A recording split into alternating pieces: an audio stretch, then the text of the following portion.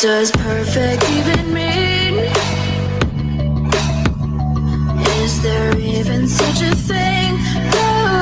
Ooh, can we switch up all the rules and imagine a utopia? Darling, I'm just so fed up with these expectations. They keep weighing me down. My heart is begging me to get the hell out of my head. I'm gonna live inside the upside down for a minute and pretend, honey, I'm a perfect 10. Whoa, whoa, honey, I'm a perfect 10. Whoa, whoa. And if I say it enough, it gets ingrained in my head, and I start to see, honey, I'm a perfect 10. Honey, I'm a perfect 10. Whoa, honey, I'm a perfect 10. Honey, I'm a, yeah. Yeah, I'm disgusted with myself, and I'm disgusted with the way we're told to have a certain face, a certain weight, because we aren't pixels on a screen. No, we're human, we breathe. Every single thing we see curated, it's overrated. These expectations, they keep weighing me down. My heart is begging me to get the hell out of my head. I'm gonna live inside the upside down for a minute and pretend, honey, I'm a perfect 10. Whoa, honey, I'm a perfect 10. Whoa. And if I say it enough, it gets ingrained in my head, and I start to think, honey, I'm a perfect 10. Honey, I'm a perfect 10. Whoa, honey, I'm a perfect 10. Honey, I'm a, yeah.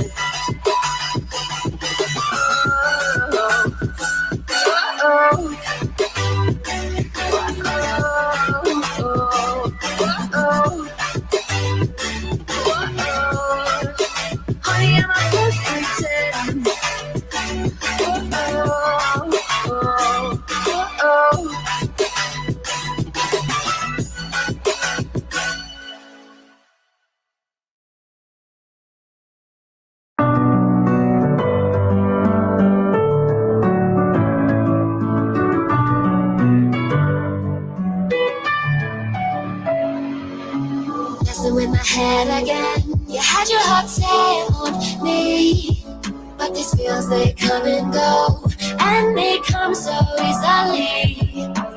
Tell me what it is about you that I can't forget, but you're breaking down my walls again, just to set me free.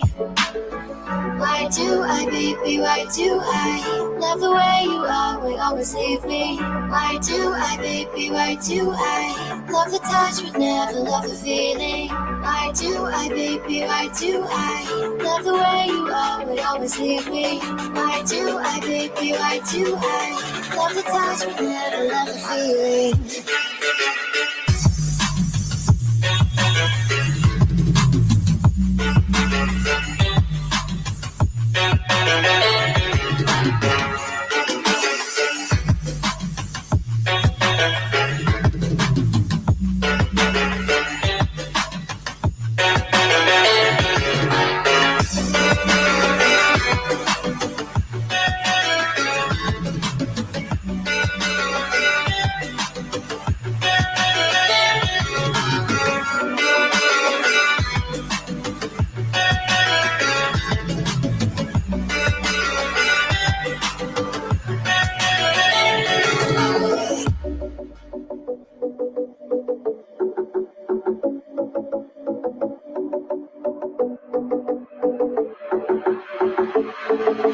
Staying up when I go out, you gotta know I'm all yours. But when I say what's that about, you start slurring your words. Tell me why you have to seem so distant when I'm holding you. Your fingertips are drifting away, and I fucking love how it hurts. Why do I, baby, why do I love the way you always leave me? Why do I, baby, why do I love the touch but never love the feeling? Why do I, baby, why do I love the way you always leave me? Why do I, baby, why do I love the touch but never love the feeling? Why do I, baby, why do I? Why do I, baby, why do I? Why do I, baby, why do I? Love the touch but never love the feeling.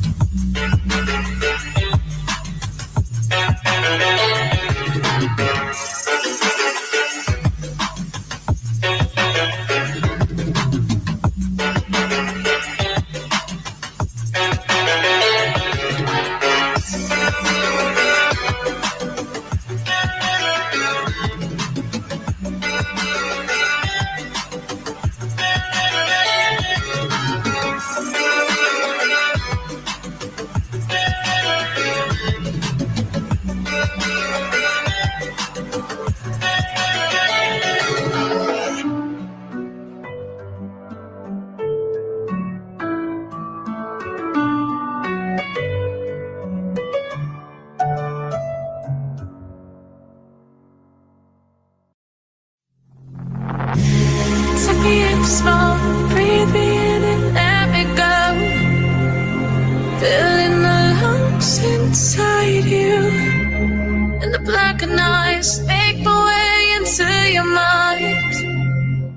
Just to know what you knew. Restless every time we start locking eyes. Lost control. Oh, it's paradise with a nasty bite out. In the dead of the night.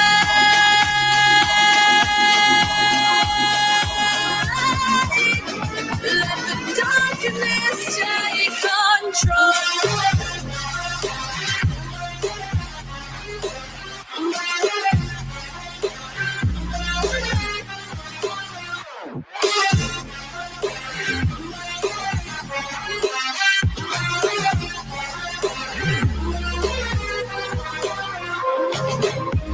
Let the darkness take control. Darkness take control. May the darkness take control.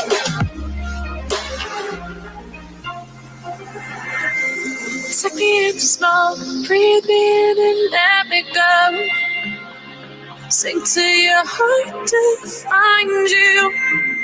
Open up your eyes till you're blinded by the lights, so you can see what you do. Restless every time we start locking eyes. Lost control. Oh, it's paradise with a nasty bite out. In the dead of the night. Teardrops on the floor. The pain is over. Feeling darkness take control.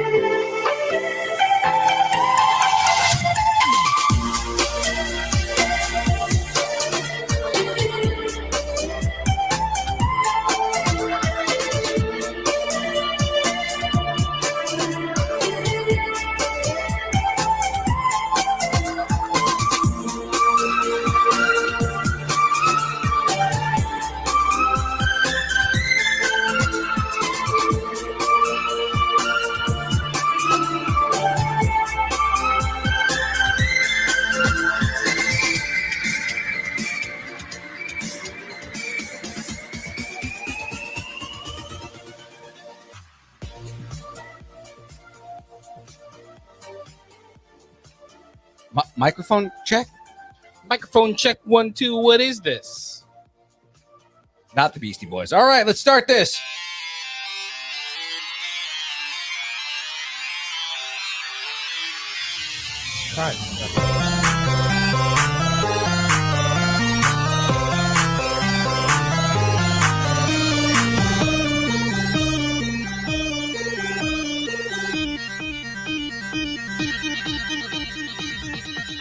Distance nerding.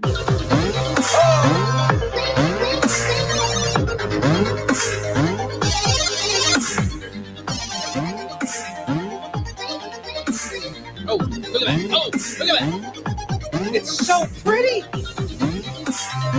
Everybody in the house. We are partying today. What up, everybody? What's going on? What's happening, everybody? Look at that. Yeah. Got a full house. Ladies and gentlemen, you are now watching Distance Nerding. He's young Phil. And he is Chris Cab Calloway Jr. Neal. He is Freddie Jackson. And he is John Metz 5000. And we're We're here. here to We're together. We nailed that, guys. That was perfect. Yeah. So good. First time. So good. We're Yeah. talking about anything: pop culture, movies, food, music, wrestling. Definitely wrestling.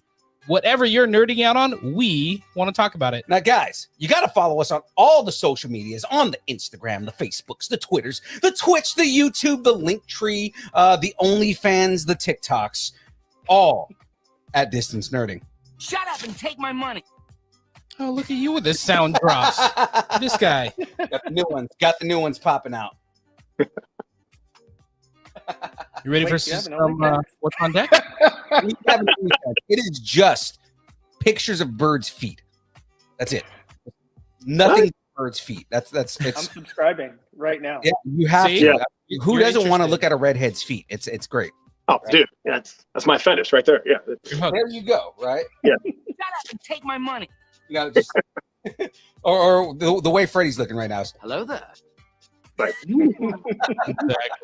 Exactly. now guys, this week on deck, we've got the download. Dolomite, It, and Dracula walk into a bar. Sounds like a bad joke. Probably is. Because it is a bad joke. It is a bad It's a joke. really bad Yeah. joke. We're going to find out more in the download. Right. Now we might have some starting rumors. Is the Uh-oh. Sorcerer Supreme taking a Wong turn into another MCU show? Huh? Anyone? Wait a minute. I got something for I this. saw you did that. Oh. No. Okay. That's enough. We got a new segment for you guys called Kayfabe Corner. Are you ready? Oh, yeah. For the most stupendous event ever. Yeah. And then we are going to do a teaser for the breakdown next week. Yeah, we're going to talk some Moon Knight and some Halo.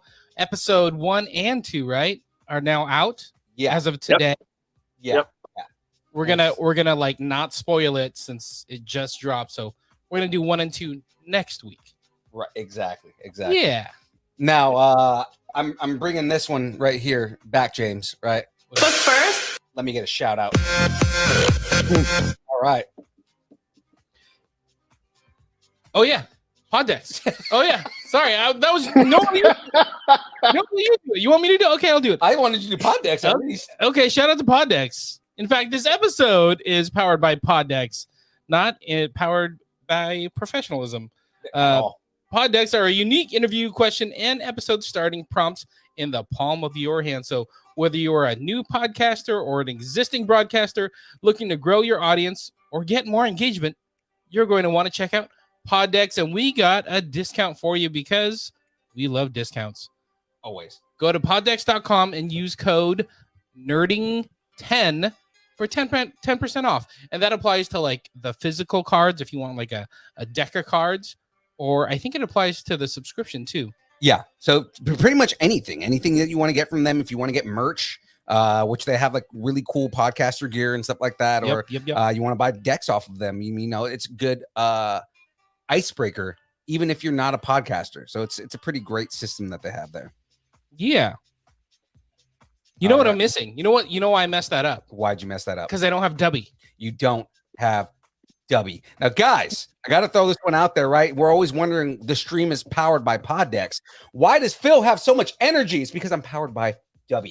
Ladies and gentlemen, Dubby is a emerging energy brand of energy drinks created to help focus, concentration, reaction time with no jitters or crash. Obviously, I have no Dubby in my system right now. So Dubby contains no maltodextrins, no sugars, no fillers, no artificial colors or dyes. Guys, if you want to find out more about Dubby, go to www.dubby.gg and use the code nerding10 and get 10% off of your Dubby purchase. Now, tonight's drink, I'm going to be drinking some Galaxy Grenade, which is a watermelon, guava, and lime flavor.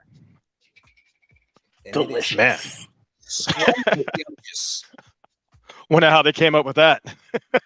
Hanging around a bunch of Mexicans, because that's our flavors 100%. Just like, oh yeah, how do we appeal to Latinos? Oh yeah, That's let's right. put watermelon and guava together. They need like a sauce flavor and just slap it in there. They are based out of San Diego, so I mean, makes sense. To have flavors that Latinos like. San Diego, San Diego, which is Spanish for Whales. Whales vagina. From this show, but just to throw this out there, right? Whales.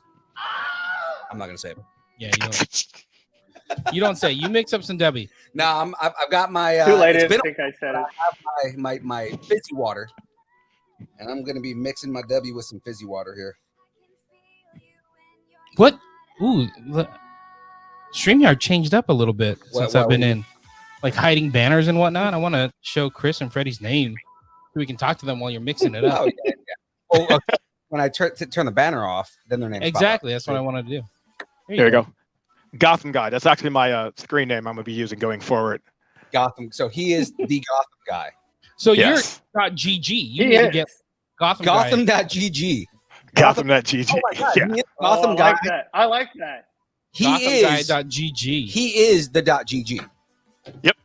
He's the .gw. That's what. There it you is. go. There you go. I like it. So wait for the explosion Gotham because guy. it's fizzy water, so it's gonna like explode when I open it. Watch. whoa, hey, you're making it weird when you do it. I know. slow. Yeah. I don't like it. I don't like it at all. Yeah. Shut up and take my money. So you're mixing up the W. We got some special guests. Wait. That's what I am right there. It's just that. Yes. We got some special guests and some special topics today, right? Yeah, exactly, man. So we got Chris and Freddie. We're going to go Gotham guy. There you go. There you go. Ooh, hello. Bit of the bubbly over there. Jesus. Okay. So, A little bit of the bubbly. Chris, For all I'm- you Jerichoholics. Yeah, exactly. James, I'm gonna allow you to consume out of our buddy Emmett. Emmett, because Emmett has been not on the show for a while. COVID safe. We keep it safe. So here's. people. This is Oh, I like- thought you were gonna say. I was gonna say, here's one for Emmett, and like pour one out for. Pour one out for the homies. We're gonna pour one Everything is out. awesome. Yeah. We're gonna pour one out for Emmett. pour one out for Will Smith's career. Pour one out for Will. Oh, there we go. Yes, yes. We had to get one joke in. We had to get one joke. Yeah. You had to. It's yeah. We filled the quota. We're good. There you go. Checkbox. Yeah, we got one. Everybody had to get one, so you got your one. Yeah. I like Oh, it. that's I hurt. like it. That is very Yeah. hurt. So let's talk to our guests before we get into this Yeah. download, right? Yeah. So Chris, Yes, sir. I know you because you used to guest on Hardly Heroes a lot. Towards the end. Yeah. So I came in. Phil actually brought me on. He was like, "Hey, watch. We're doing this podcast. Join up and tell me what you think." And I was like, "Sure." I was trying to support the friends, and it's just kind of one of those things. Like, I think really during the pandemic, like when we all started having times on our hands, and we could help me catch up and actually get me through a lot of stuff. So got to hang with Phil's old crew, and they were a blast. So There you go. Very cool.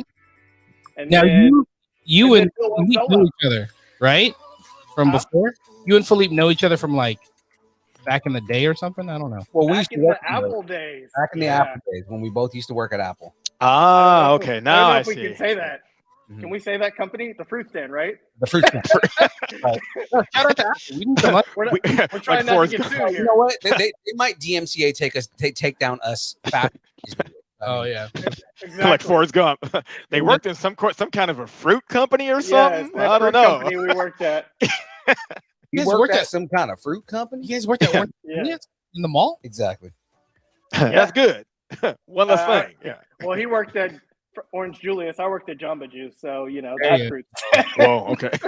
I mean, I'm more of a Jamba guy myself, but that's besides the point. Yeah. And I the think small Jamba world Juice is, has I worked with Orange Julius. Fred. So- I said that's the other small world is I used to work with Fred back in the day. So Everybody Way knows back each in the other. day. Way back in the day. Yeah. Yeah, dude. I helped Chris kind of get his feet, not his feet wet at Best Buy, but kind of like, be the guy to help him out with his training so he can deal with customers. And we've all dealt with customers and, in our lives and all that. So I was kind of like the happy-go-lucky guy to kind of, do my little presentations of what a real customer experience is like. So, I made him feel relaxed. So we won't go into detail on how I did it, but suffice it to say, I was on point. So he was like, "Oh, okay, so it's like this. Okay, this is what I'm going to deal with. All right." So yeah, and he's been. And Phil did the same for me at Apple. So. Oh, there you go. Right. So. What up, Jester G, man? You guys got friends in low places. I like it. Ooh. Amy Rivas in the building as well. How's it going, Amy? What's up, Amy? Look at that hat. Amy. Very festive. Very, very festive. Just like commenting on her Facebook picture here. Nice. Very cool. So wait, did I hear that you guys worked at Best Buy? Is that? Yeah. Yeah. Best Buy. What's funny is when I worked, because I was a Geek Squad agent, me and Chris worked at the same store, just at different times. See, that's what I was trying to figure out. Because we both worked at 187 at one point. Yep. Worlds collide. Yep. Oh. He was before my tenure at the San Francisco store, because you were before Brett Boxwell, right? Yeah, I was. Yeah. Right before. Yeah, I came when Brett moved to that store from Geary. I left with him. Nice. Okay. The multiverse of Best Buy. Yeah. Right. Right. It's Fred's like encompassed in that world. He's like, embedded in that Best Buy world. So yeah, the funny thing, it's funny. It's funny you mentioned Brent, because how he went to the Harrison store. Every manager that went on the greener pasture, they started at Pinole, and Pinole was like this.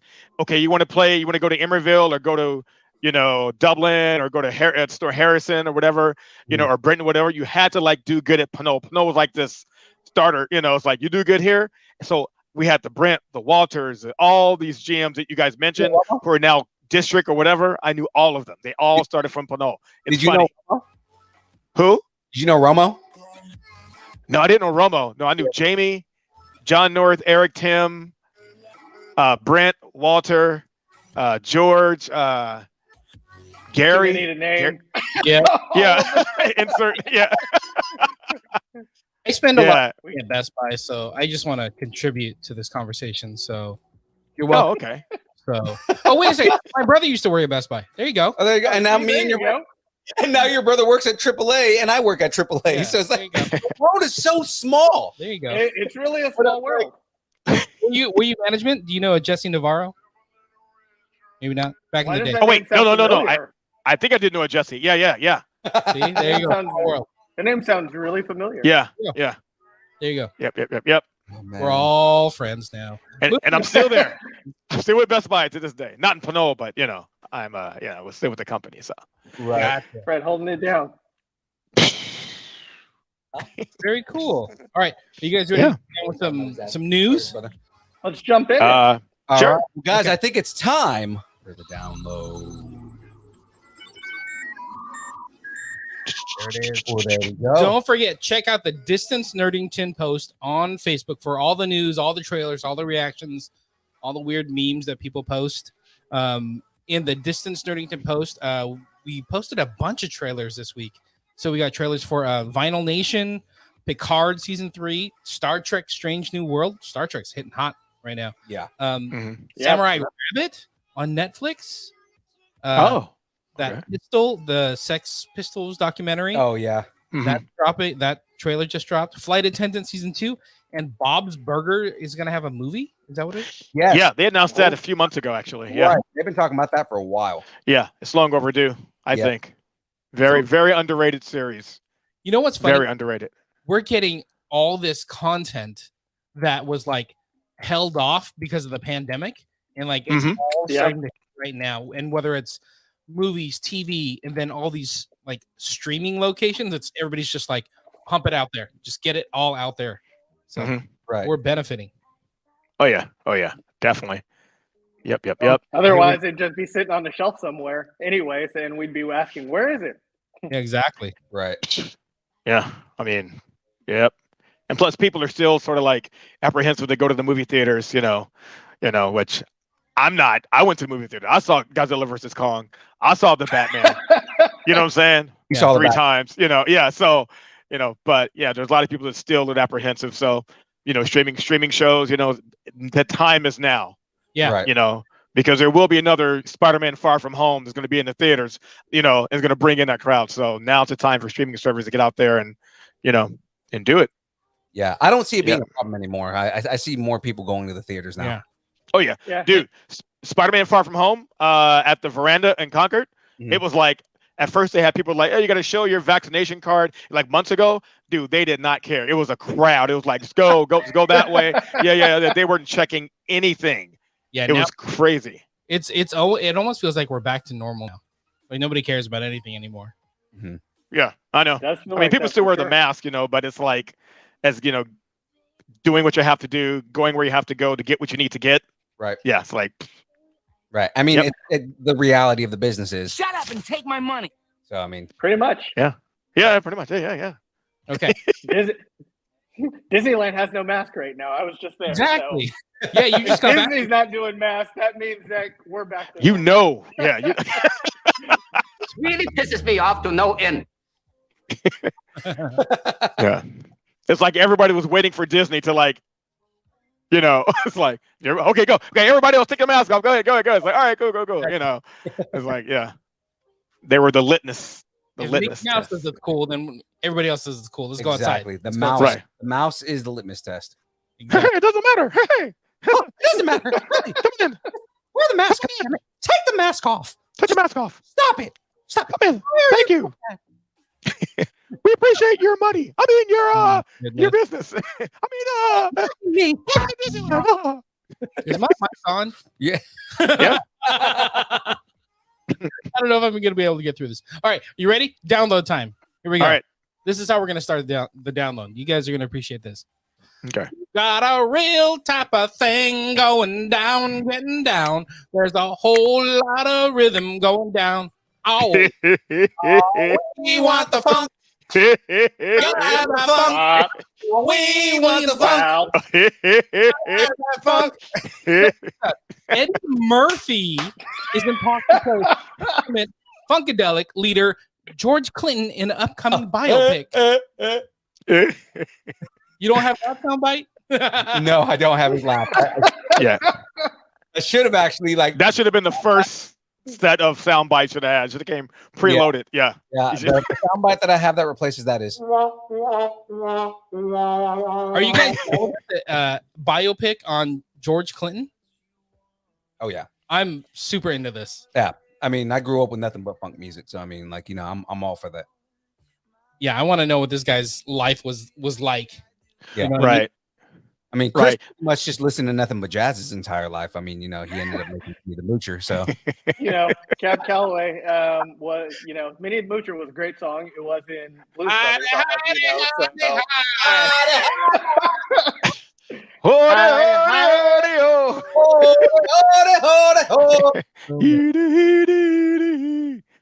Yeah, man. Where were we? Oh, Eddie Murphy will also serve as producer along with Davis Entertainment, and they're tying down the rights to the story right now. So this is great. Great. So he's not doing everything this time. Right. No. Okay, good. All right. Awesome. Brad, if you were about to go Harlem Nights, I was just about to go there with you because the last time he tried to wear too many hats, aka Harlem Nights, we got an hour of good comedy and then just went off the rails. So exactly. I know this might get my black card revoked. Sorry, but the last half of Harlem Nights was not good. But everything leading up to that, including the Della Reese Red Fox scenes, were hilarious. Oh, it's priceless. Yeah, I mean, I thought it ended a bit abruptly. Right when it got to the third act, I'm like, okay, the mob's going to go after them, and they had this big plan, which was a smart plan, and everything like that, with robbing everybody, just put their money with the rest of the money. That was awesome. But then when you got to the third act, and then it was like, okay, they blew them all up, and then that was it. And then they left Harlem. I'm like, wait a minute, where's this big? It's supposed to be a mobster movie, so there's supposed to be this big third act of Yeah. We kind of got that with Arsenio Hall's character, but should have been in the latter half. But but I'm all for Eddie Murphy and and this upcoming one. He did a good job in Dolomite, and and under proper direction, he can really pull it off. He can really do the character justice, be not just a character, but really, how Jamie Foxx was in Ray. Was Ray. He wasn't like Will Smith and Ali, where he was like, oh, that's Will Smith pretending to be Muhammad Ali. And Jamie Foxx, that was Ray. That was Ray Charles. Yeah. So, so in Dolomite, with Eddie Murphy, I got that. So he could do it. He could totally do it. Mm-hmm. So. And give him the ability to tell the story. Absolutely. There you go. It's phenomenal. Yeah. Mm-hmm. So Murphy and Davis Entertainment are the ones that did Dolomite Is My Name for Netflix. Mm-hmm. So it's a group bringing out George Clooney biopic. So Oh yeah. Is it going to be another Netflix exclusive, or is it theaters? I didn't confirm that, but we don't know quite yet. Actually. Yeah. Okay. They just kind of announced it. Mm-hmm. Yeah. Yeah. Oh. Now we have a Parliament Funkadelic Opsis. Clinton is widely considered to be the godfather of funk, rivaling James Brown and Sly Stone as the foremost innovator in the music genre. The film will tell the story of the iconic musician's humble beginnings in North Kakalaki. In the 1940s. So, to the formation of his groundbreaking band, Parliament and Funkadelic, ultimately becoming a major influence in artists of hip-hop generations, including Tupac, Dr. Dre, Snoop, Ice Cube, Outkast, Wu-Tang, amongst others. Yeah. So gave us beats for life. Those beats will never go anywhere. Everybody's going to use them. I'm pretty sure I've sampled Parliament Funkadelic in some of the beats I used to make. Right? It's the best. Can you go wrong with outside of Timbaland and Swiss Beats and Pharrell, who else are you going to use but Parliament? Mm-hmm. Right? Oh yeah, that's true. Yeah. So no date when George Clooney's mothership will be landing, but you can find Murphy in a new Netflix comedy called You People with Jonah Hill. Okay. What do you mean, you people? What do you mean, you people? What do you mean, you people? What do you mean, you people? So good. Nice. Okay. Cool. Moving on. It's time to get a little broody. Looks like the Crow reboot will finally happen. Yeah. For the third time. Because they've had 3 Crow movies, and they had to reboot it the first time because rest in peace, Brandon Lee. Yeah. But I mean, the third time was like, oh, because we have this idea of the Crow brings people back, let's reboot it again. Right. And we're gonna reboot it again. But the other ones weren't like, what was the guy? Eric Draven? It wasn't him, right? It was like different. They were supposed to be they're supposed to be different. Something happened to. God. Right. And I guess the controversy with this one, well, I won't say controversy, but the concern is, well, I don't want to jump ahead, but I think they want to reboot the Eric Draven story in this one versus doing another type of Crow. Yeah. So I don't know if you want to speak on that first, but yeah, that's exactly it. So the Hollywood Reporter revealed a new adaptation of the comic is moving forward with Bill Skarsgård. So that's the dude that played It, right? Yeah. Now I'm not Pennywise. Yeah, Pennywise. I'm not 100% against this because I think Skarsgård is a good actor. Mm-hmm. Right. I think he does really good well, and I think when you look at him, he has that emo Sting look to him. Anyway, so you got the face. Sting. Yeah, he does. Yeah, I think he's Sting because Sting pretty much ripped off of that, but yeah. Right. Homage. Let's say homage. No, he ripped it off. Bro. He had a crow. He had a crow perch on his shoulder. If we tie it to the right person, we got to go to Scott Hall. Rest in peace, Scott Hall. So, because we know Scott Hall was actually if you listen to Eric Bischoff, he was the one that told Sting to do the Crow. What? Ah, that's right. What? What? He told him to do the Crow. I said it was Eric Bischoff. What? Bischoff. What? Sorry. Currently, no date for the Crow reboot, but they're saying it could start production maybe this summer and have like a $50 million budget. Cool.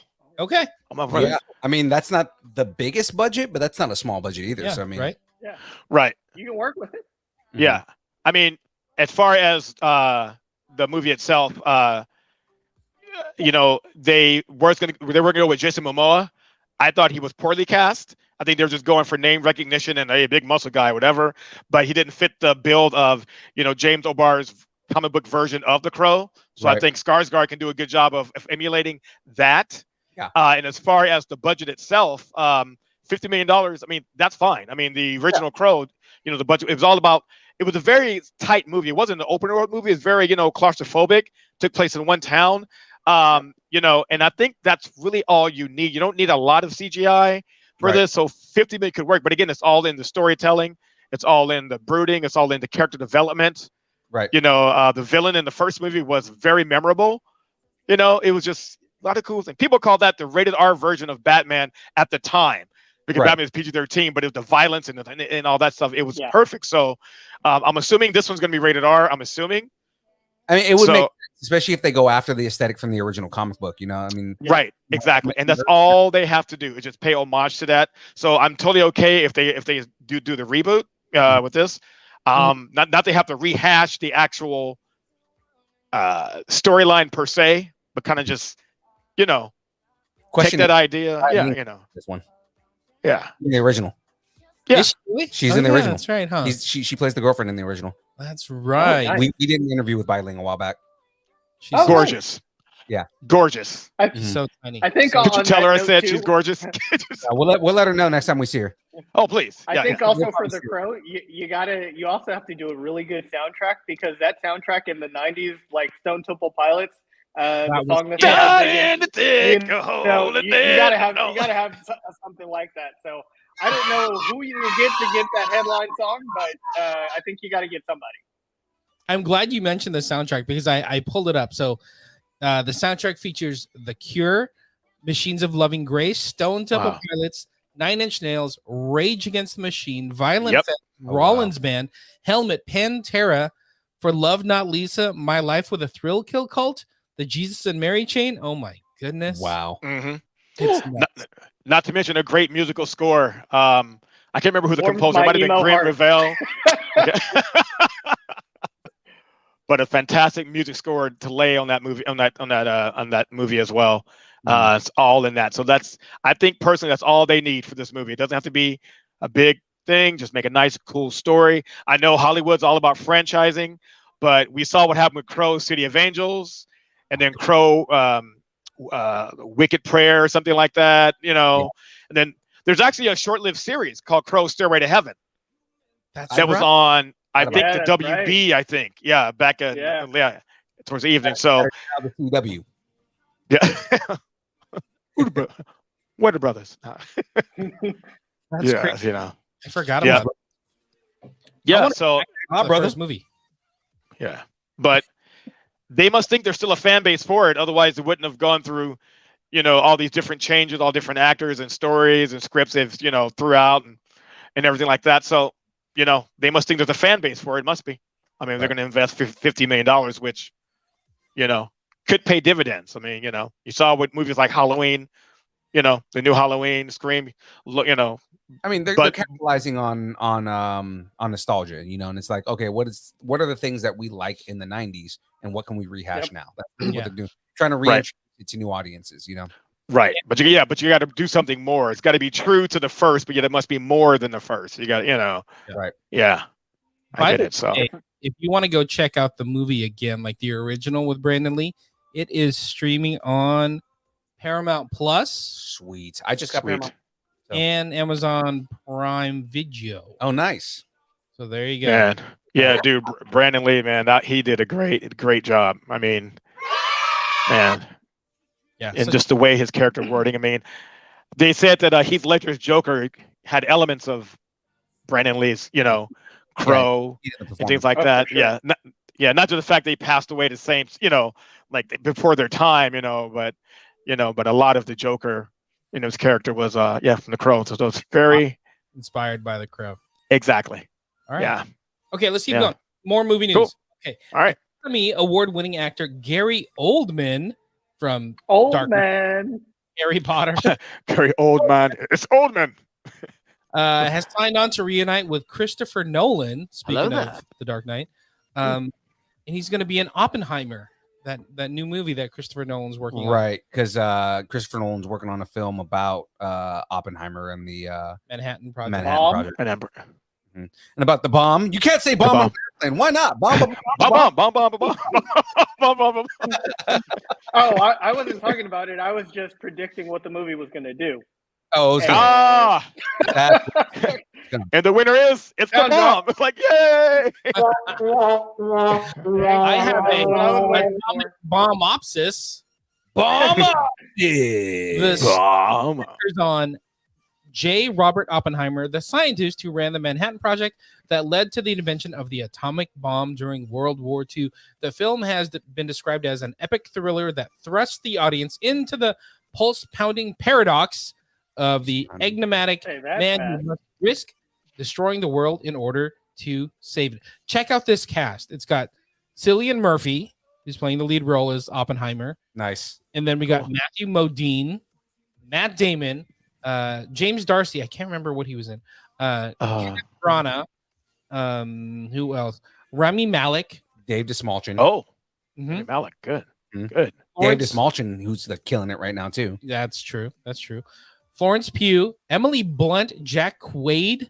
He's in whatchamacallit? The Boys, right? Yeah. Jack Quaid. He's in that. That's right. Yeah. Skarsgård, which He's another Skarsgård. Is he the little brother? I mean, they're all little brothers. There's like 500 of them. There's more Skarsgårds than Baldwins. The Baldwins meet the Skarsgårds. 10 on 10 smudge match. Coming next on Celebrity Deathmatch. Yeah. Honestly, the smudge match. They can play football against each other. I mean, there you go. Just straight up 11 squad. And Robert Downey Jr. Hello. Yeah. There you go. There's another one. Oh, nice. All right. Crazy. And then now they're adding Gary Oldman. So Christopher Nolan. Everybody wants to work with Nolan because it's Nolan. I mean, what doesn't Nolan that isn't good? Yep. But I guess he's playing a smaller part, so he's not like huge in the movie, but still cool. Anyway, Oppenheimer is currently shooting and is set to hit theaters in 2023. Supposedly. I hope it does well because that cast costs money. That's the biggest cast ever. You get the feeling that you think you get the feeling that Chris Nolan is kind of like the Tim Burton now. It's like, give me Danny Elfman and give me my wife and on the phone, the guy from Pirates of the Caribbean. Yeah. So he's kind of like, okay, I need Gary Oldman, I need Cillian Murphy. Who else? I need everybody from Batman, just all of them. Right, everybody just roll. Then I'll just add stars on top of that. So, but he goes with what works, he knows their talent. Christopher Nolan, Gary Oldman always felt that he was like a chameleon of an actor. Yes. I mean, you watch him as Commissioner Gordon is like, this was the same guy that was in, the villain from, Air Force One playing the Russian. Yeah. Bad Lieutenant. Or Bad Lieutenant, or the villain in the Professional. The Fifth Element. The Fifth Element. Yeah, Professional. Yeah, exactly. Yeah. He's a chameleon. It's like he's a different person, not just like, oh, that's Chris Nolan. It's like, it's just amazing. He's a chameleon of an actor. So Churchill, right? Mm-hmm. Dude, like he's just not the same person when he played Churchill. He's fucking Churchill. Right. You don't see him. It's nuts. And that's not everybody could do that, Yeah. So whatever role they have for Gary in this, obviously you picked him for a reason, I remember like in Batman Begins, with Morgan Freeman, they paid him a lot of money just to play, Lucius Fox, which is a small role. Right. And anybody probably could have filled that, that job, okay, I'm just Batman's, Bruce Wayne's whatever, but they got Morgan Freeman, because he brought that character, to life. clout, give an extra dimension to that character. Yeah. Right. So Freeman. hopefully he can make enough money like 1917. This seems like not so much like an action movie, but more of a biop or just right. regular story of the atom bomb. Kind of like Good Night and Good Luck. So we'll see how it does. Morgan Freeman. Morgan Freeman. Titties. Morgan Freeman. Oh, Morgan Freeman. It is sprinkles. Okay. All right, I got some bad news. Oh no. Uh-oh. Wait a minute. Hello there. About the Obi-Wan series. Oh no. Yeah, I guess they're moving back the release date of Obi-Wan series, but they're only moving 2 days. Yeah. 2 days. Oh, okay. You had me worried for a second. I was like, what? Really pisses me off to no end. Dramatic pause. I had to like.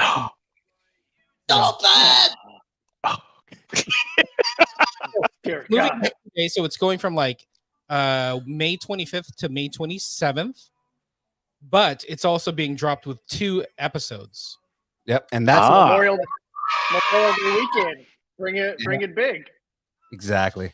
And it's also Star Wars Celebration weekend. Yeah. Wasn't episode 1, did that release in 1997? Was that also May 25th? No, released in theaters or 9. I was about to say that was 99. 99? Yeah. Okay. Yeah, you're right. Yeah. Oh wait, I camped out to get tickets. I should remember that. Yeah, okay. We all did at that point. Man, that was a much funnier story that you guys will not get to hear. I'll tell you that right now. But maybe another day when you're on again, man. Yeah, for sure. Yeah. And interesting story. Figured out. Okay. So we're getting 2 episodes of Obi-Wan, and I think it's only 6 episodes total. Right. Okay. Oh. 2 episodes on that Friday, and then it's going to start releasing on the Wednesday. So really, in 5 days, we're getting 3 episodes. Yeah. Wow. And we're getting half the show in 5 days. Yeah, exactly. And scrunched in the middle of that is Star Wars Celebration. Right. Which makes sense. Hopefully we'll be able to go.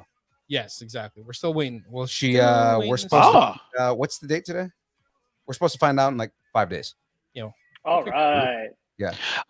I would go. Oh, that sounds like fun. But I may have plans later on in May. I'll tell you about that later. But I'm planning a trip maybe to Vegas for a certain pay-per-view, but I won't give that away yet. I don't know. It's just it's all in here right now. It's all Okay.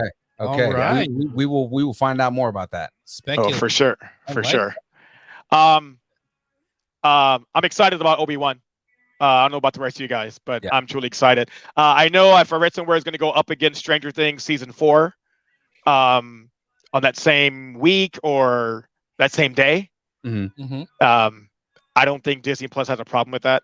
I mean, whoever watches Disney, that show is going to watch Stranger Things anyway. Yeah, so I don't see both of them. It's just like how you'll get both audiences. Yeah, right. I'm watching Halo and I'm watching Moon Knight right now, so it's not like I'm not going to go between services to watch another show. Right. Exactly.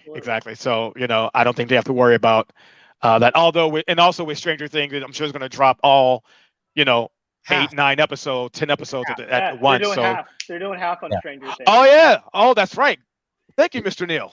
Yeah, because that's what they do now. Like Netflix will drop one half of the season at the beginning of the year, and then the second half of the season at the second half of the year. Oh, that's right, Neil. Unless you're Cobra Kai. Right, bro. Speaking of which, do you know they've done like 3 seasons of the Cobra Kai since season 3 of Stranger Things? Yeah. That's crazy, dude. It's like they've done like 3 seasons back to back. It's like and I was like, "Where's Stranger Things?" Like, yeah, okay. 2 of those seasons were on another platform. So YouTube. Yeah. I think season 3 was ready to go, but they had to hold on to it because of the YouTube thing, the licensing or something like that. Yeah, for that. Let me say thank God for that, because I was probably one of the few people that got the YouTube Red or whatever it was and did that free trial. But thank God it went to Netflix. Me? You paid for that. Okay. Me? I mean, we didn't know it was going to Netflix at the time. They wanted to go to Netflix, Yeah. But Netflix like, we'll see. So they went to YouTube. YouTube was like, yeah, sure, okay, you can do whatever you want. And then it became a hit. And then when their contract was up, they asked Netflix. Netflix was like, yeah, we'll take it. but we need season 1 and 2 to And go then- along with 3. Yeah, Yeah. and it completely blew up. Oh, dude, yeah. More for people just sure. start watching it. It's insane. Yeah. But I'm excited about Stranger Things season 4 too, to go along with Obi-Wan.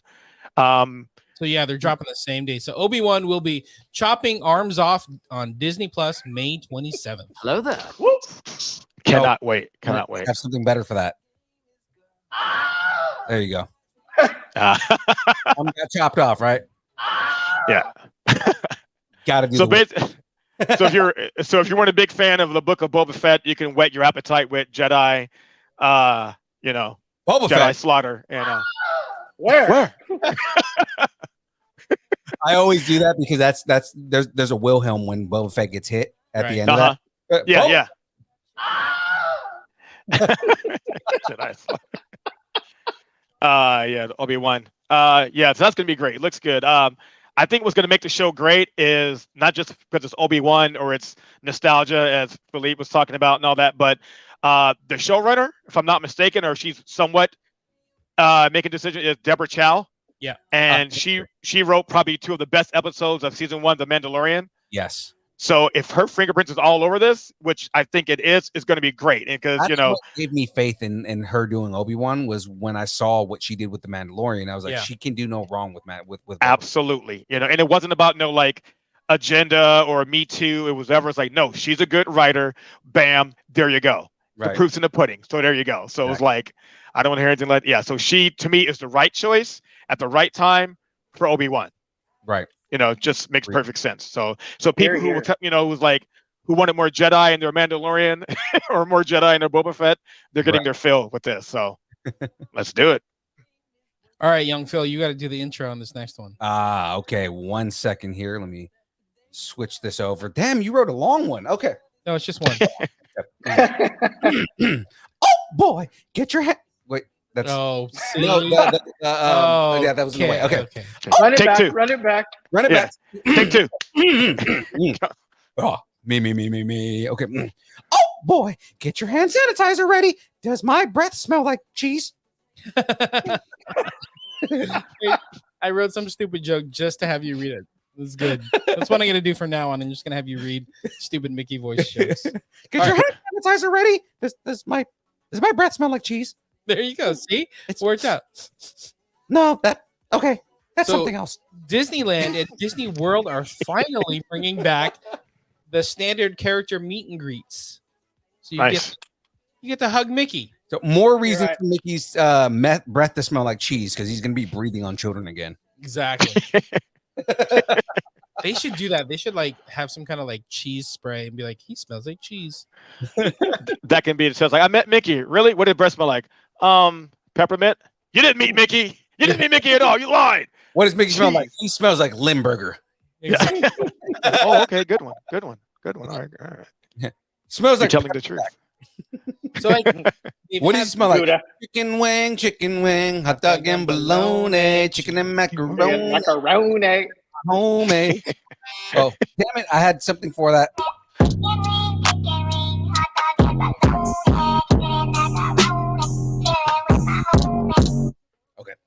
All right. Cool. Word. Oh, good. So the Disney is bringing back the meet and greet format, allowing guests to hug and high five and take close pictures with the characters. Oh, that's cool. Okay. All right. So you They get to do this now. again. I was just there. Where was this? Now they Not want to do there. this? You went too early. Yep. Clearly, Wait, you have a yeah. Disney Pass, I don't was you? doing- but I just want. What are you complaining about? Just go. So what's it like in the I'm- park with the characters? So when I was just there, it was literally Mickey's 10 feet away, or the character's 10 feet away, and you're high fiving, and there's the little club velvet rope there, and you just stand there, and they're in their background, you're in the foreground. If you want a picture, that's it. So, yeah, exactly. All right. Well, I guess it's coming back just in time for that summer rush. Oh, yeah. Gosh, you're sticky. Gosh, you're sticky. You're You're sticky. Well, and they're also doing events for Star Wars too, right? In May, they're doing a Star Wars event, a special one for Star Wars in May. I think it's all month, I believe, from May 4th on. But there's actually one special event, I think that first week in May for Star Wars that's happening at night. So if there's ever a time to have a meet and greet and having more Star Wars characters interaction, now's the time. And I think hug Chewbacca or get Hug hit Chewbacca. in the head with Kylo Ren's lightsaber because they get the hell out of my way. Right? So don't touch me. Move. If I tell your grandfather. Yep. It's my grandfather. Grandpapa. What is that from? I don't know. Grandpa. Making up things? I just made that up. She's like, Why not? All right. Grandpapa. And more reason to visit the parks. Maybe the most iconic ride in the Disney parks is getting a bit of a makeover. To celebrate Encanto's Oscar win, beginning April 11th, It's a Small World will transform into Encanto. Wow. Yeah, so I guess we're getting a visual montage that pays tribute to the hit song "We Don't Talk About Bruno." No. Take my money. Yes. We don't talk about Bruno. That's pretty awesome, actually. Yeah. So again, had it been, I wish it was last week, but actually, I would say after being at Disneyland, the one thing my kids and I hear all the other kids like, do they have any Encanto stuff? So I think it's well overdue that they capitalize on some of that money. Hey, I'm just happy that people are enjoying our culture, man. Just there you go. Yeah, I agree. Mm-hmm. Now, that's good. When you were there, did you ride It's a Small World? Did not. So surprisingly, none of the kids wanted to do it this time. We did. Yeah. Too cool. Surprisingly, nobody likes It's a Small World. I'm just throwing that out there. I think the kids are a lot more cooler now than they were back then. It's like, I want to go on that. When it's hot outside and you just want to be near some kind of water, Yeah. go up on It's a Small World because it's a 5-minute line. The last time we went to Disneyland, I forced Jack to get on it because I was like, I haven't been on since I was a kid and I want to re-experience it. And then halfway through, I was like, yeah, no, this is a bad decision. I like that boring. ride. I don't know what's your problem. It's like, this is boring. It reminds me. It really reminds me of the Shrek when they're going through and they're doing the. That's every time I think of that. It's yeah.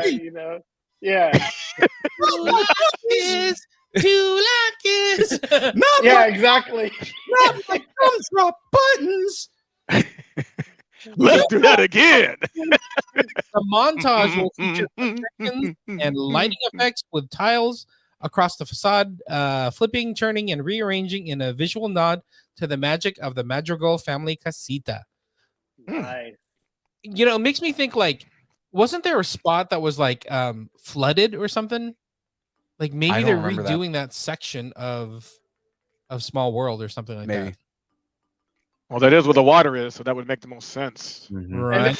They've been talking about redoing some of these rides to make them more modern anyway. Because they update It's a Small World all the time. Every time it comes out, they update it and put new characters. In. So whatever country that the movie takes place in, they put characters from that country in the section.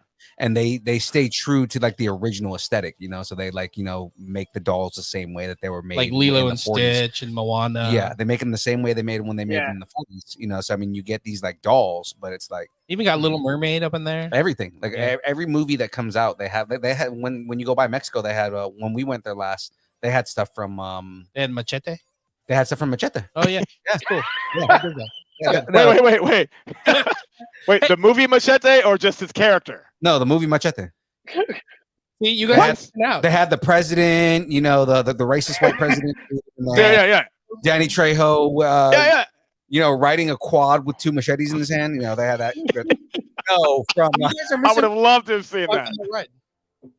That would have been awesome.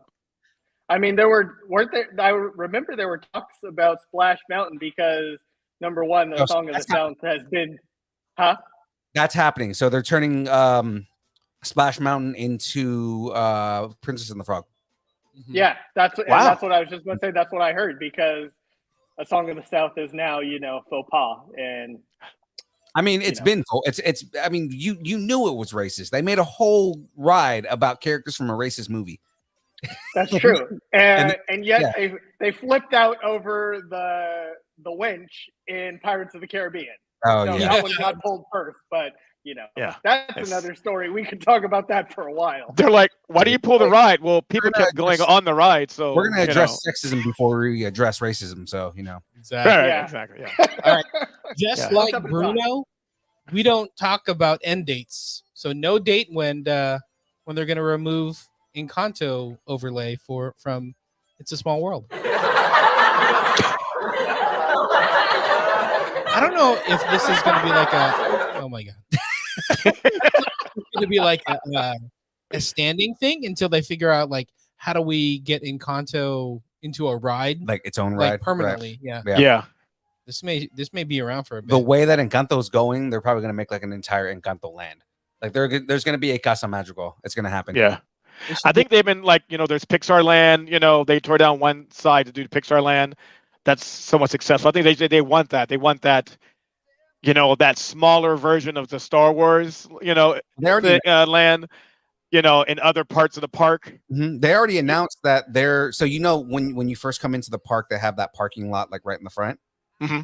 They're tearing down that whole parking lot to put new attractions there. And then they just bought up like a whole parking garage, like that's like 2 or 3 blocks from the park, from the park. Oh, they figured so they were going to put a new land where that parking garage is, but they're like, people are more willing to park and walk than they are walk all the way to another land. So they're like, let's get rid of this parking lot, put the new land here, or like the new attractions here, and then just people are going to walk from this parking garage. That makes sense. Mm-hmm. Or they'll just shuttle people from it. But I mean, like, that's they announced that like 2 years ago, right? Yeah, I want to say we reported on that like 2 years ago. Yeah, it's been a while. Wow, it's been a minute.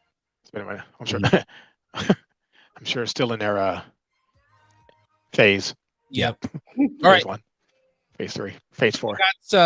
Let's get to some game news before we get to the gaming news. Mm-hmm. I guess so. From the makers of What the Dub, a new party game is sure to be a hit with Mystery Science Theater 3000 fans. The game's called Riff Tracks the Game. Are you familiar with Riff Tracks? It's the whole like dubbing thing, right? Right. Well, Riff Tracks is a rival to Mystery Science Theater. Okay. Right. So But was it the same? They had Mike on there as well, still, right? Yeah, From the I want to say after he left Mystery Science Theater, he went and started Riff Tracks. Right. Yeah. Now Riff Tracks is like, it's like a simultaneous thing because Mystery Science Theater is coming back for what, their 13th season. Yes. Mm-hmm. Right? But Riff Tracks is like its own separate thing. And it's just because Mystery Science Theater is all like mystery or not, more like science fiction stuff. Mm-hmm. Right. Whereas Riff Tracks is just B-list movies in general. Any genre. Right. Exactly. Yeah. Anything. Yeah.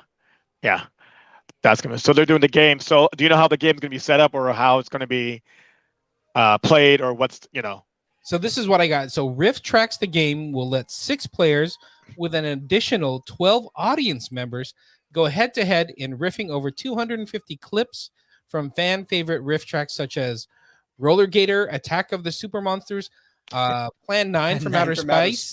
There you go. Classic. You can even play by making your own riff tracks and hearing it like text-to-speech stuff. Oh, okay. I guess it's digital. I don't know if it's like via an app or something else, but is it? Is it gonna be like Heads Up? No. So in the next paragraph we have it here. So the game's going to be available on Steam, Nintendo Switch, PlayStation 4, Xbox One on May 5th. So it's like right here. Wow. And it's going to feature support for remote games, crossplay, and voice chat. Twitch integration will also be available to allow Twitch chat voting. Additional moderation, privacy, and content tools. That's actually pretty cool. Yeah. I can actually, if I download that on the Xbox, we can actually play that on stream. Yeah. I think we might have to do that. We might actually have to do Riff Tracks on stream at some point. Yeah. Do you want to play the trailer? I can. Give me a second here. I wasn't prepared to play the trailer here. Damn it, we don't have a second. Come on. No, time chasers. This sounds much cooler than like what is it that Netflix like chat together, kind of. Everyone, Mike Nelson. Yeah.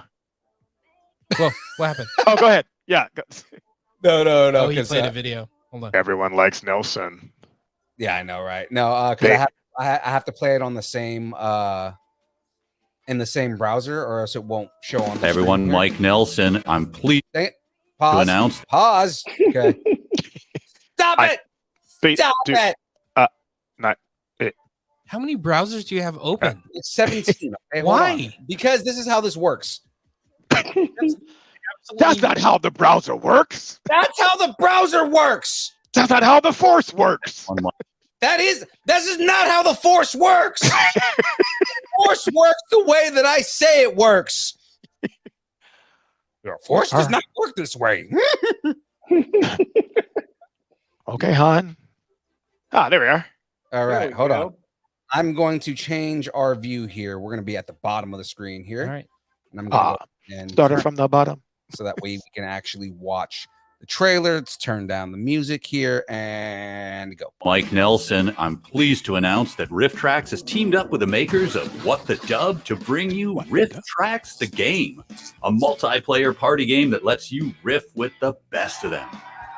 Grab your friends and make fun of some of the worst cinematic abominations ever created. Batman and Robin.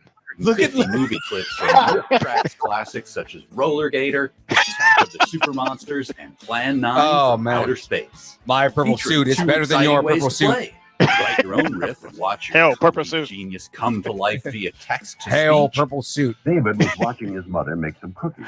Oh, I love when they do this. It all went so wrong. Or Do do these cookies make me look fat? 2,000 expertly crafted riffs from our RiffTrax team. I can't even admit I saw the thing. Whoa, what was that? I was on delivery zone. Got your toothpaste here. With up to 6 players using any internet-connected device as a controller. Bring the party to your friends with support for remote games, crossplay, and voice chat. Streamers, get your entire chat in on the action with Twitch chat voting. I'm doing this. Do you have what it takes to be the next movie riffing genius? Find out in RiffTrax the Game, coming May 5th. You can get your whole stream chat in on this. I am playing this game. There you go. I am buying. We're already talking about how we want to do Jackbox. Like do a Jackbox thing on stream. I'm gonna do RiffTrax. That's gonna be like 1,000 times funnier. Destiny 2 is now on hold. Yeah, Destiny 2 is gonna go on hold while They're like, thank God. No more of that stuff. That stuff sucked anyways. It sucks. Yeah, that's great. MST 3000, man. I grew up. Man, I love that. I love that series. And it's coming. Yeah, it is. I love Mike though. Mike was my favorite. Mike with the robots were my favorite. Yeah. He was my favorite one. He was the second one. Yeah. Well, cool. I'm glad everybody's into that. So we'll get it. Oh yeah. Try it out. Yeah. Definitely. Now that everybody's excited for gaming news, I got some not so good gaming news. Yeah. Now he's just gonna tear us down. My bad. E3 2022 has been fully canceled. Trash. Canceled. Not even like an online version. Not even anything. It's just completely canceled. Just stupid trash. Stupid! This really pisses me off to no end. I was hoping they would reopen it again. Yeah, I went in 2019 when Keanu Reeves was there. I think that was the Microsoft they had, man. Yeah, I was in it when he said, "You're breathtaking." Like I was in the theater when it happened. I didn't say it, but I was in there. That was a great time. I don't know the reason why. Why they are canceling it, and why they're not just rolling the dice, because the last 3 E3s have been open to the public, and before that it was all you had to be part of the media industry. So I would, industry, right? So I would just watch it at home with everybody else. So they opened up to the public, and the tickets were like $250, whatever, or $100 for one day or whatever, and all that. So it made money, although you had all these, vendors and people not show up like EA or PlayStation or what have you. It was still rather crowded. Right. You know, it was still a big deal. Like the con of gaming. Right, exactly. There were still a lot of people meeting up, little meet and greets. People had their own, podcasts. Philippe, doing their own little things. Exactly. It was great, and I thought it was going to add more. So when the pandemic hit, I was bummed, obviously because of the pandemic. But I thought that in a couple of years it would come back. So this really kind of bummed me out because I wanted to go back. There's a popular podcaster. His name is Double Barrel Gaming, Boomstick Gaming. Yeah. Well, yeah. If you ever hear, I actually got him into Microsoft Fan Fest. I was his. He was my +1 because he was trying to get in. He was at E3, and my +1. He went to the gym and he got injured. So he said, "Fred, dude, I can't make it." Like the day before E3. So I go to E3 and I Twitter Boomstick. I said, "Boom, you still want to go?" He goes, "Yeah." So I emailed Microsoft, said, "Hey, can I bring another person?" He goes, "Yeah, no problem." So I said, "Okay, I need your real name first of all. What is your real name?" He's like, "Oh, it's Craig Radich." I'm like, "All right, cool, Craig, thank you." And my name is Boom. My first name. Can you tell from the booming sound of my voice? First name Boom, last name Stick. Yeah, Boom Stick. But he tells that story on his podcast all the time. Yeah, and all that. So I got to meet him. Name Cab Calloway. Okay. Cab Calloway. I'm living the gimmick. Exactly. Yeah, so we always wanted to meet up and go again. We were hoping to do it this year. So I'm kind of bummed out about that. Maybe next year. I'm sure it'll be back by next year. Yeah, well, they keep saying it's E3. I think it's cautious. Yeah, I hope so. I hope I don't think that it's, is it irrelevant because all the digital, that's shows. Yeah, like the other big problem with E3 is so many gaming like juggernauts have pulled out of it. Just because like Microsoft has their own thing now. Sony has State of Play. Like the whole thing is every gaming company is doing their own thing. And now like pretty much Sony and Microsoft own everything now, so they can just showcase everything at their showcases. So the Microsoft Theater is right next to E3. I don't know if you guys know that. So FanFest was right there, and I totally understand that. I'm all for it makes sense for the studios to do that, but I'm saying as a fan, in a meet and greet, that's to me that's where the money is. Yeah, for them it's like it costs money to rent out the area, the convention center. Right. I totally get that why EA might not want to go or whatever. But as a fan in the meet and greet, it sucks for them. It sucks for us as fans. Because it's fun to do. It's just to get together, especially now with the pandemic. You want to get back into that groove. That what's up, man? How you been, bro? What you been up to? Nothing. Same here. So man. So it was like like you walked in the booth and I was like, oh shit, yo, what's up, man? Like we had like because I knew you were there the day before. I didn't know you were gonna be there that day. So when I saw, I was like, oh, dude, give me some love. But without the big gaming companies there, I think that's in a way that's good because it makes room for some of the smaller companies, like more of the indie companies. Yeah. Exactly. Yeah. Yes, and they were actually upset about that. They were complaining about that. A lot of more smaller press was getting more time, do there, and they didn't like that. It's just a rumor, but they were saying that a lot of smaller, people doing their podcasts and they were getting a lot more attention, and it took away from the, like, well, I'm not going to go to EA's thing. I'm going to do this. So, So we'll see what happens. I mean, there'll still be some sort of digital event from other. I think what's the guy's name that did the video game awards? Who hosted? He was in charge of it. I forget his name. He loved.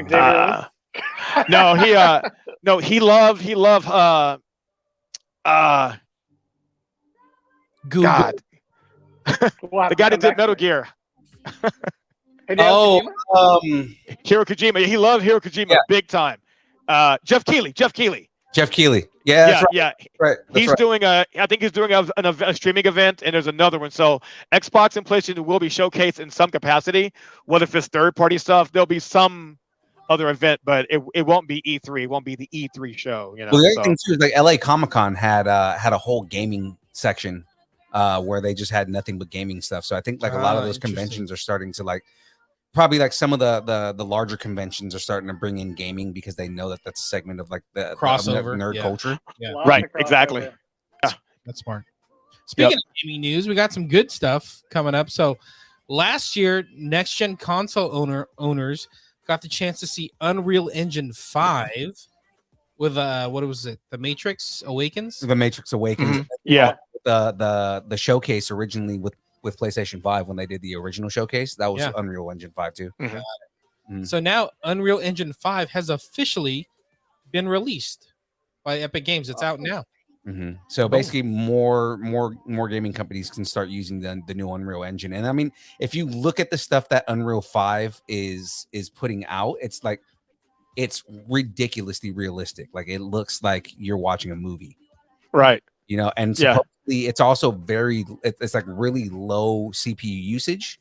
So like you can render a lot faster than you could with Unreal 4, which means that like if you're able to render faster and you get so much higher fidelity, just imagine the games that are going to be coming out with this.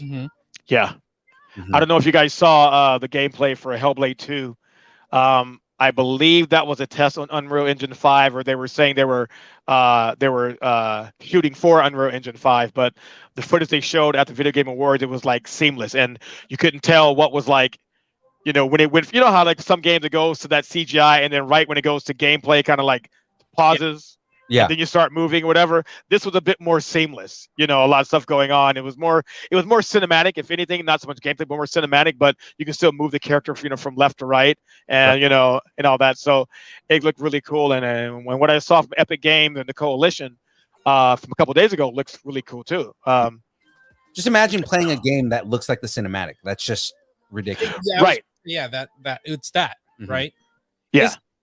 Isn't the volume like the technology that they use to make Unreal Mandalorian? 5. It uses Unreal 5. It uses Unreal 5. It's been using Unreal 5 for wow a couple years now.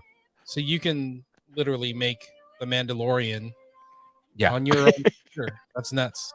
That's nuts. It's like, don't like Book of Boba Fett? Create your own show. I was like, okay. No Book of Boba Fett. Like, rewrite it how you want. Take these Power Ranger characters out. All right, and we'll bring in some real characters. Right, cool. There we go. All right. Speaking of Unreal Engine 5, video game developer Crystal Dynamics and Square Enix have announced that they're developing a new Tomb Raider game with Unreal Engine 5. Ooh. Oh, were you guys a Tomb Raider fan? No? Yes? Yeah, I was a I was a Lara Croft fan. Does that count? No, but were you a Pixel guy? You just like dude, you don't understand. That was like it growing up. That was like all the, you know, boobs and like it. That's it. You got to see the, you know, Lara Croft boobs. They were like triangle pixels, but they were like boobs nonetheless. And they weren't much, but they were ours. You know, he was just like, yeah. I like the later games as opposed to the earlier ones. I think the PS1 ones, I probably did a lot of level skipping. I'm like, I don't really want to face tigers or have to swim through all these oceans. Oh again, God, but... I remember the tigers when you're when you're running through that jungle and you have to like dodge all the tigers. God, yeah, they're coming out of nowhere. And then the T-Rex later on in that one. Yeah, like, oh, okay. You fight a T-Rex with Lara Croft. That game was so weird. Yeah, like of course, because all treasures are guarded by a T-Rex. Yeah. Of course. Is it a dragon? Yeah. Not quite.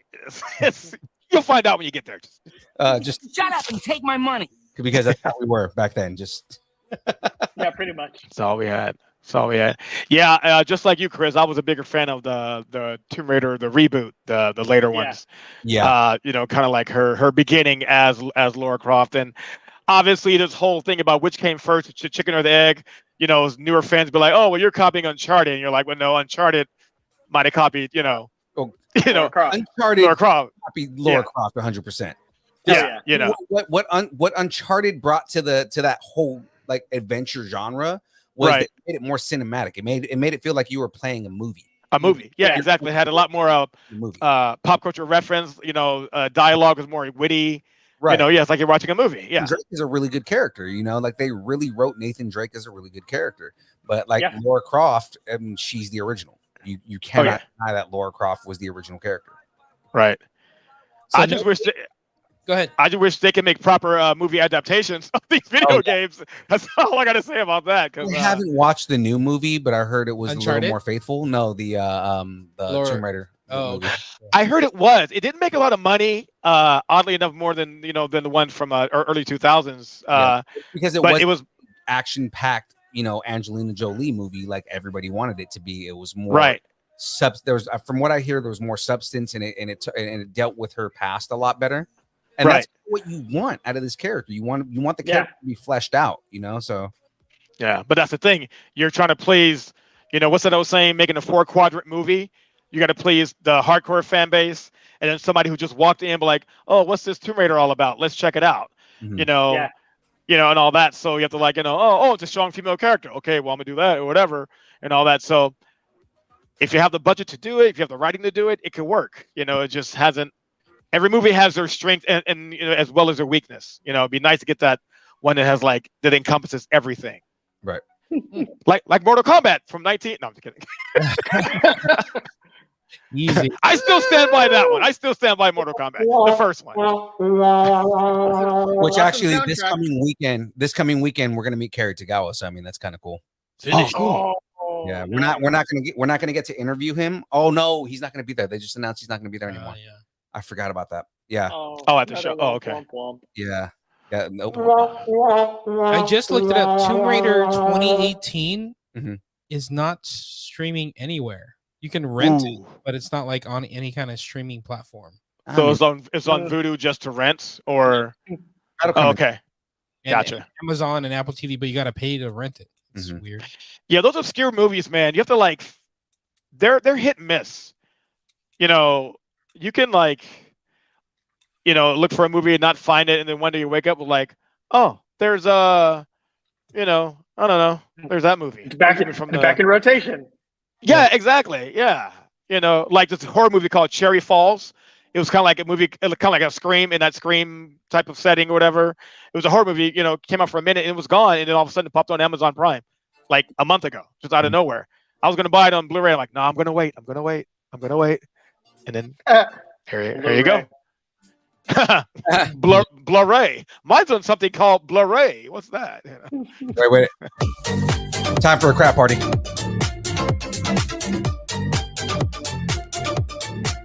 All right, that's enough. We'll go back to what we're doing. Okay. That party. Moving on. Crap party's making me hungry because Reese's is releasing one of its largest packs yet. The Reese's Pantry Pack is a hefty box of 25 individual wrapped Reese's peanut butter cups. You ain't ready. What? You ain't ready. I ain't ready. You ain't ready. You ain't ready. You ain't ready. You ain't ready. You ain't ready. What? You ain't ready. What? You ain't ready. What? You ain't ready. Yeah, that would last a day in my house because I know, Reese's right? is like my midnight snack. Oh, you know what? Bro. I'm up. Let me get some water and some Reese's. Right? Yep. And that's exactly what they want you to do. They want you to put it in the refrigerator, in your pantry, in your freezer, wherever you keep it. It's the size of a soda box, Right. like a 12 Right. Yeah. Exactly the same. So just slide right in to that fridge. Oh, yeah! The fridge pack. Yep. Yeah, that's what they're advertising it as, like a fridge pack or your pantry pack. Yeah. Yep. I'd probably keep mine in the fridge. So Yeah, it's okay. Reese's I mean, are I've always good cold. Yeah. I've always wanted diabetes from peanut butter. It's Right? yes, let's just do that. Oh, yeah. Diabetes in a box. I'll have diabetes pack 2 of them, please. I'll have 2 packs of diabetes, please. Okay. Oh, cool. Great. And a Diet Cola. Speaking of Diet Cola. Oh, speaking of who's thirsty, Coca-Cola has announced a new video game inspired flavor called Coca-Cola Zero Sugar Bite. Yeah. And it's supposed to taste like pixels. I don't know how you make a soda taste like pixels. Come on, give it a shot. We got a Sodopsis.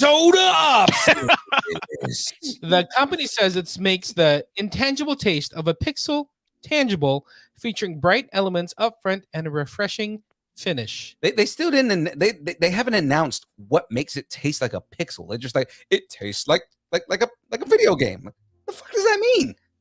You tell me. You're the video game player. Excitement. What does excitement taste like? I'm assuming somebody blew into a lot of Nintendo cartridges as a kid and remembered that taste. It was like, oh, that's it. There you go. Yeah, let's bottle that up. Mothballs and dust. That's what it tastes like.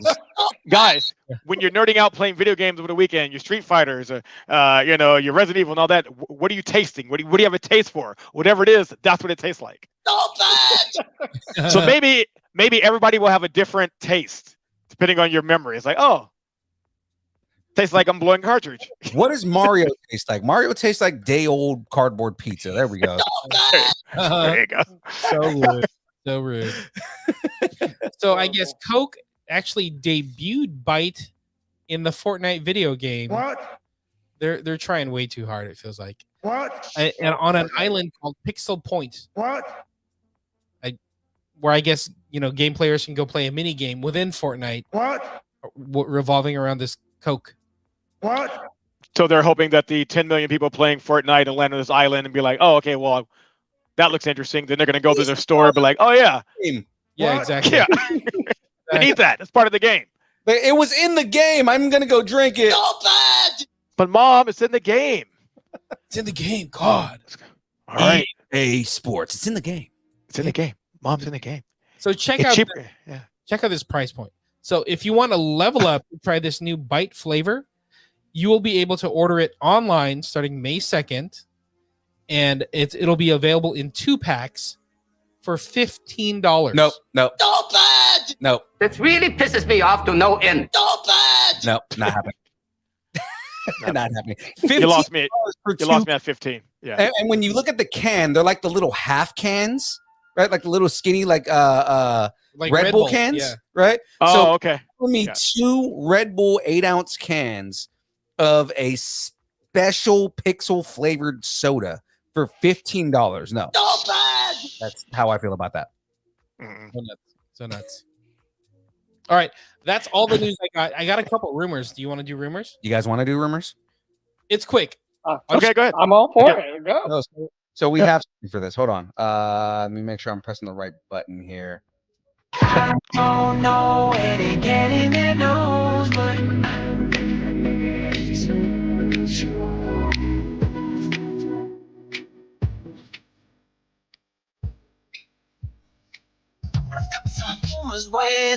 Chris ain't dancing. Why's Chris not dancing?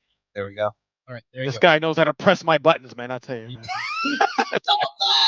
So a new rumor has surfaced regarding Doctor Strange. So I guess He's not so strange after all. not so strange. It's Doctor Strange is trying to get some strange. So basically, I guess it's they're trying to connect everything MCU. So I guess Wong is supposed to end up in the She-Hulk show that's coming to Disney Plus. I mean, Wong's showing up in all kinds of weird places right now. So I mean, he showed up in Shang-Chi. yeah, Yeah. he may be the Is guy. it me? He's kind of like the new Nick Fury of Maybe. Phase 4. Yep. Maybe. Yeah. You know? Yeah. Because Nick that's Fury's the off impression the I get. planet still, as far as we know. Right. And it kind of makes sense. Chilling with a bunch of trolls. He is the Sorcerer Supreme right now. Right. That's true. He is technically Yeah. still the Sorcerer Supreme. They have not officially made Thanks for the Strange blip. Supreme again. Right? Yep. Because of the blip. Yep. That's true. So he may be trying to get everybody together. Ooh, that's a good point. So we do a tacos on the table thing. Wait, so, we have something new for this. oh my gosh. No, look at the screen. Oh, look at Oh, yeah. the value is going crazy right now. Thank you to Phoenix for that one. She actually made Look that at for us. that. Shout out to Phoenix. tacos are on the table. Mhm. So do you guys think we're going to get Wong and She-Hulk? Wouldn't hurt. I think You know. I mean, my tacos are on the table for that. Yeah. If the idea is to pull everybody together in the MCU, they have to. They have to. Yeah. I'm not saying that She-Hulk won't be watchable. It won't be a good show. I'm sure it'll be fine. I mean, these are a lot of B characters getting their own show. Mm-hmm. So if you connect them to the movie in the show, which is what they were doing, with Hawkeye and things like that, bringing in the Daredevil and the Kingpin, and all that to be part of a major universe. Yeah, I mean, this would be great. And I think it makes sense to have. I mean, Wong is that character that's kind of the connecting thread with a lot of things that are happening right now. So it makes sense to have him in there. Mhm. I mean, not just that. We're gonna have Banner in that show anyway. So I mean, like we're That's gonna have true. a couple of different people in there. Yeah, You know? I was gonna say it's much cheaper than like getting Chris Hemsworth. And you know what also makes to sense? appear in all these different shows. Well, we already know Wong and Abomination are connected. Yeah. Right. Abomination is part of the Hulk universe. That's a good point. Look So at you go. so I mean, like that's another connection for Wong being involved with She-Hulk. I mean, Can Wong get us X-Men? I'm sure Wong can get us X-Men, but I mean, I think Strange is getting us X-Men anyways. So I feel like Strange is a guy. I mean, we're opening up a multiverse here, so right. I kind of feel like this would be the best time to introduce them. But I think that is the plan. Yeah. Yeah, I like Wong and She-Hulk because again, if we're gonna, I like that they're not doing everybody gets their own movie, but giving people like their own shows to build their story, and then assuming somewhere on the line we're going to get that big bad Avengers type movie where all of the characters come together to fight the big bad and then go their separate ways again. That's true. I mean, my question is, once they assemble again, will it be just as impressive as your Tony Starks, your Thor, Iron Man, your Captain America? That's the question. I think that's what everybody is just a little not sure about. Is like once they do assemble, it's like, all right, but that one moment. Yeah. I think we'll go Young Avengers on the next one. They've already been kind of building the characters up for Young Avengers, so I see them going in the direction of doing Young Avengers. I mean, we also have a couple of characters that are involved with Thunderbolts, but I mean, unfortunately, the actor who played Thunderbolt Ross just passed away, so I don't know where they're going to go. Man, that's R.I.P. William Hurt. Yeah, I don't know about this right now, but like that one scene in the Doctor Strange trailer when Strange is like arrested and he's getting put in front of the Illuminati, right? And we hear like Professor X's voice, right? Yeah. Why can't Wong be part of the Illuminati? He could, and just be like, Strange, you fucked up, what you did was wrong. I told you when I left. Told you not to don't do it. that spell. Yeah, exactly. I told you. I gave you not to do that spell. You had one job. I told you. One job. Buddy. You couldn't even keep the snow out of the HQ. Right. Window open. Kind of sorcerer are you? I told you two things: don't leave snow and don't leave the portal open. Don't open the portal. I thought the latter would be a lot more easier to do, but apparently not. That's funny. All right, last rumor. So I guess we talked about Obi-Wan. Hello we're there. getting 2 episodes on the premiere date, right? Mm-hmm. Hello there. So I guess we're linking. They're putting the 2 out together because the story is supposed to link Obi-Wan with young Princess Leia. And I guess they're supposed to meet in episode 2, and that's what like causes a disturbance in the Force, and that kind of awakens Vader to like, there's fucking Jedi up there. There she is. Okay. My Force. You can't do your own laugh tracks, can you? I can do that. Yeah, there you go. So I guess that's what spurs it on. Right. Spurs on the hunt for Obi-Wan is that he meets up with Leia, and then Vader's like, "Holy shit, what's going on?" There's a bunch of Jedi hanging out together. He feels something. I feel a disturbance in the Force. And that Force is my daughter hanging out with my old master.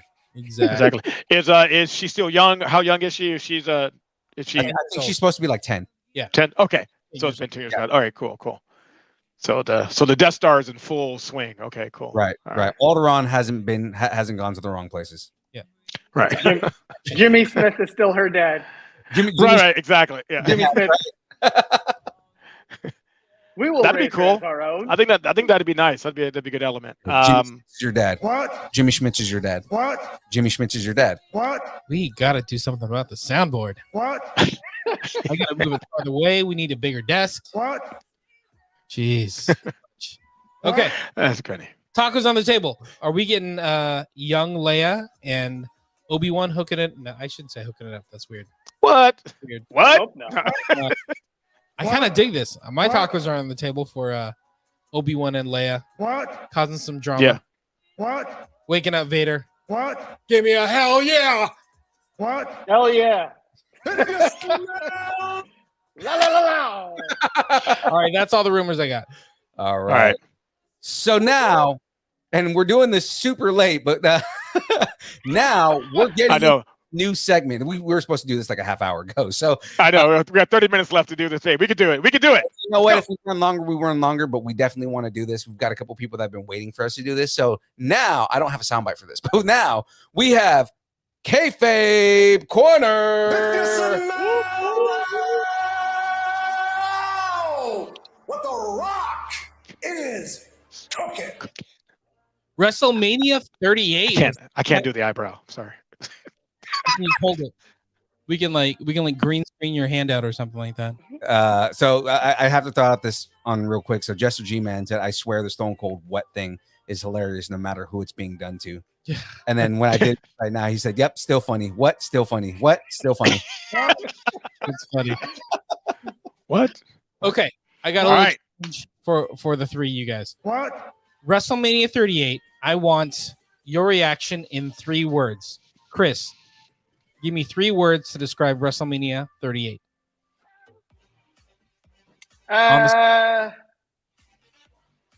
Very, very, very good. I'll say that. Very, very good. All right. 2 Wow. varies. Got it. Fred, Double G. Very unexpectedly entertaining. Oh, I like that. Young For Phil, obvious reasons that we'll go into, but go ahead. Yeah. Phil, you got 3 words and you can't use the word very. What? Damn. Can you say what? What? Does not count. Stupendous? Yeah, you should have used stupendous. Only halfway good. What? Oh, look at you. Ooh. Coming in with Okay. Yeah. And I know which half you're talking about. Yeah. Yeah, but we'll go over all of this stuff because a lot of stuff pissed me off about what they did. But there was a lot of good. So, James. All right, let's. You want to run down the whole card? Wait, what was your 3 words? Oh, What? I would say stupendously. What? What? What? I don't. Yeah. Stupendously, period. There were some high spots. So I was like what you said. I was like pleasantly surprised, I guess, on pieces. Yeah. But it was all right. So let's run down the card. Day 1, we had the Usos versus Shinsuke and Rick Boogs for the SmackDown Championship. Give me Fred. I'm gonna go to you. Give me a hell yeah. All right. Like just 1 sentence on what you think of this match. This first match? This first match, and then we'll break it down together. 1 word. I would say unfortunate because of the injury. I was going to say unfortunate. Yeah. Because normally Usos matches, I get bored real quick. Because it's been the Usos like for what 3 years now, 4 years. So because they're the ones. Right, exactly. So to see them face Shinsuke and Rick Boogs, I was like, on paper, you're like, come on. Even on night 1, there were some matches like on paper, you're like, this isn't gonna. No, they're throwing this together. But I was surprised, but disappointed. I mean, it's unfortunate because of the injury. So that was my takeaway from that. Because once it got going, it ended where it should have kept going. Fred, you just described how I thought WrestleMania Levi's was going to be because I was looking at that card on paper like, no, I don't want to go, even if it is in my backyard. Right, exactly. Like crap. They're like, I'll pay for the gas. You're like, all right, let's go. What? Like, all right. Philippe, what did you think of the Uso title match against Shinsuke and Rick? It could have been more well put together. I predicted the Usos were going to win that. I mean, it's just mainly surprise. Yeah. I don't see Shinsuke and Rick Boogs taking the titles from the Usos with the momentum that they have right now. Yeah. I think that Shinsuke is getting booked completely wrong, but he's been getting booked completely wrong for the last couple of years. So there's that. And Rick, I mean, it is unfortunate that Rick Boogs got that injury. You just see his knee give out, and it sucks. Yeah. But I mean, at the same time, again, whether that happened or not, it was too predictable. The of a lead match. into it wasn't. Yeah, and the story wasn't all that great, and it felt like a throwaway match. Totally. Right. Yep. Yeah. Chris, what are you a Uso fan? Are you a Shinsuke? I'm an Uso fan, but I'm in Philippe's camp on Shinsuke because I feel like ever since the match with him and AJ, I was just going to say that when he won the Royal Rumble and they had all that, and it seems like ever since then it's just been crap booking, and I didn't expect Shinsuke and Boogs to win just because, like it's been said, it was thrown together. There was really no build up for that match, and one of the things I don't like right now that they're doing is they're just pairing all these people together just to pair them together. What's it called? Mid-shift tag teams or mid something? Yeah. They're just makeshift. Yeah, makeshift. You and you. Yeah, exactly. Cool. On day 2, I'm going to bring that up. Who's not doing anything? Let's put them together, and then you put them together against a team that's, for the past decade has been doing this, and you want me to believe that they're going to win? No, not going to happen. My money was on the Usos on that match. So, like I said, on day 2, there's a match specifically that I'm going to go over that same exact point. Yep. All right. Cool. I agree. I think this match says a lot about how WWE thinks of their tag divisions as a whole. Yeah. They don't respect stable. Well, obviously there's no stables anymore. They don't have stables anymore, but they don't respect not yet actual tag teams. Well, yeah, I mean they announced that next pay-per-view that they're supposed to be stables again, but I mean I feel like they don't respect tag teams at all because they're always breaking up tag teams. Like you have good tag teams. They've been trying to break up the New Day for fucking 3 years. Yeah. Right. And just can't do it because they will not break up. We'll get to the New Day later. Yeah. Oh yeah. No, we are going to get to that's one of the piss me off.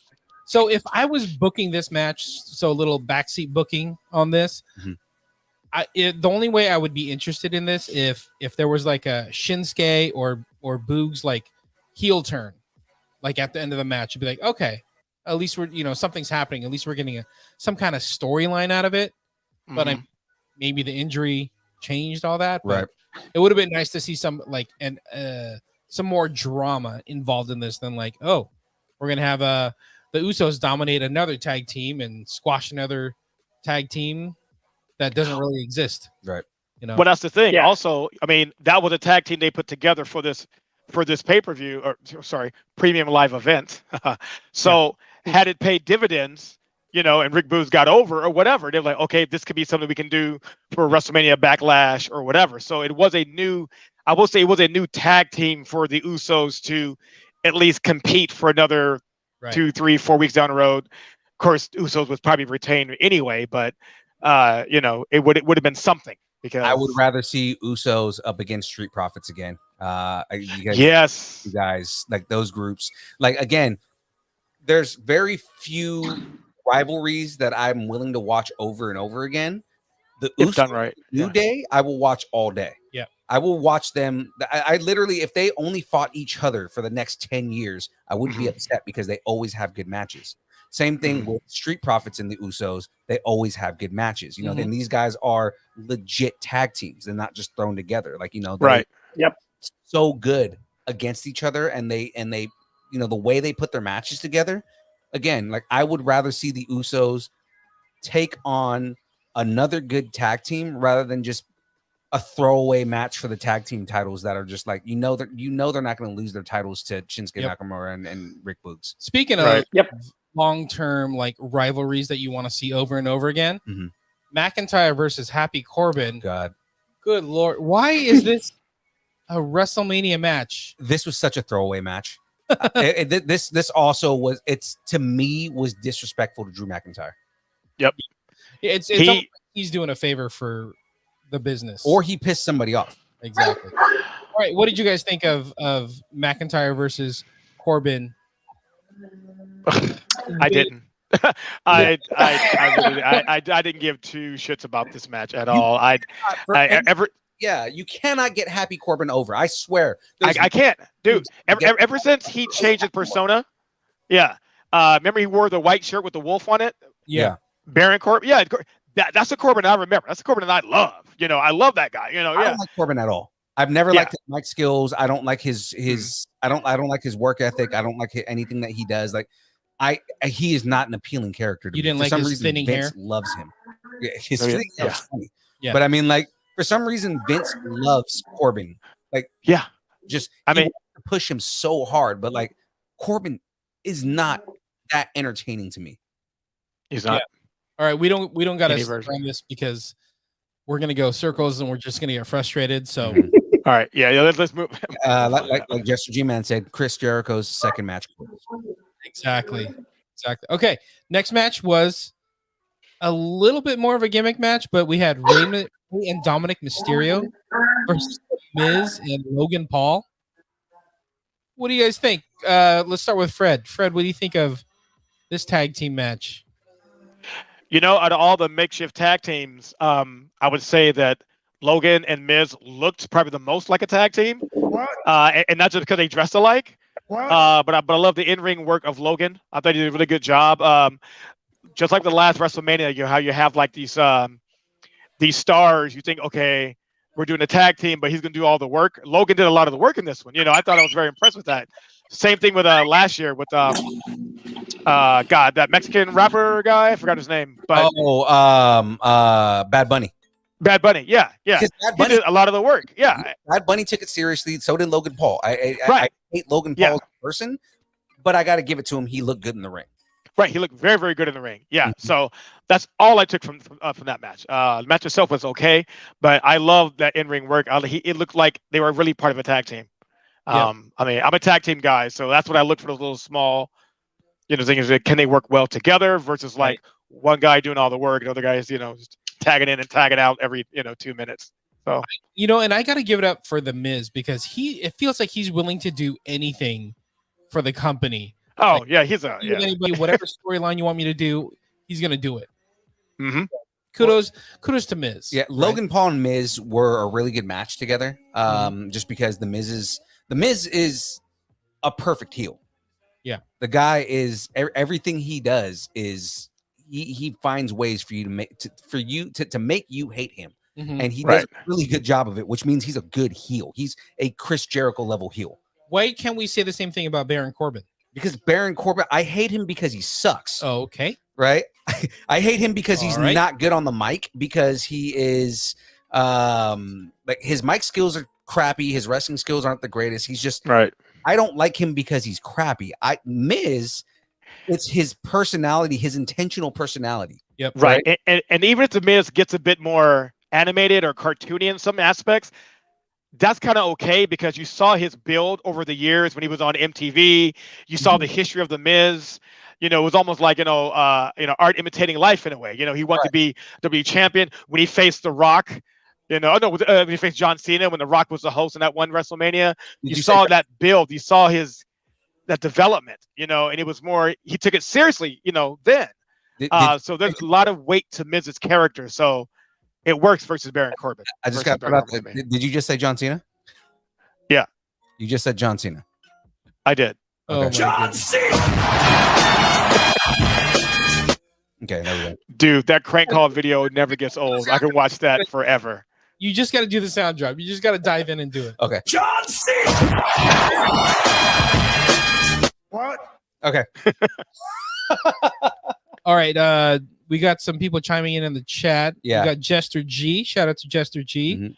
Miz is very underrated. Jester G, man. He's also saying Corbin was better as the lone wolf in NXT. There you go. He could have thrived perhaps if he had been made a Paul Heyman guy. No, and that's exactly it. If Corbin just shut his mouth and he had a mouthpiece, I would be less upset with Baron Corbin. Right? Baron Corbin needs a mouthpiece. He needs somebody to talk for him. He needs a Paul Heyman because he has no charisma. Shitty. He really does not. Yeah. Nope. He looks like a shitty actor every time he tries to say anything. It's like, well, I was gonna get a fight with you. Like, shut up, Corbin. So crazy. Hey, speaking of, real quick, timeout. If you want more WrestleMania breakdown, make sure to check out the podcast from Jester G, WWE Setting the Stage. I think he's gonna drop his. I know the preview came out, but I know the WrestleMania recap for Setting the Stage should be coming out soon. Mm-hmm. So make sure you guys check that out as well. Great Chris, dude. we were just talking about the Miz, and then we got back to Baron Corbin. So Yep. How many back? I heard it all. Well, because we were saying, like, why do you hate Baron Corbin but not the Miz? And said because Miz is a good heel, Corbin is just shitty in general. I think Miz, there was a time that maybe early in Miz's career where he was kind of one of those guys like, he's not gonna make it. This MTV thing won't last. But then you see how dedicated he is, and literally this dude will do everything. And he's one of those guys like, he's one of the guys like, I would love to see Miz as a champion, but I don't think he needs it anymore. He's the only above the belt right now. Grand Slam champion. Right. 2-time. Yeah. He is a 2-time Grand Slam champion. He's the only one. 2-time. 2-time. Yeah. Well, I think that's good. I think that's good and bad for him though, because he's willing to do, the gimmick matches with Logan Paul and stuff like that. Exactly. So he doesn't really need the championship. That's why they gave him the championship for like a day or a week or whatever it was, and then took it off him. They just used him as a transition champion. Gave it to Lashley. Yeah. Which sucks for Miz in the long term. But he's one of those guys that's like, when his career's over, you're gonna look back at him and be like, he was much more impressive. Oh yeah. Than I. Dude. I mean, future Hall of Famer for no doubt. For sure. That he will not that he will be in the Hall of Fame. Yeah. I mean, okay.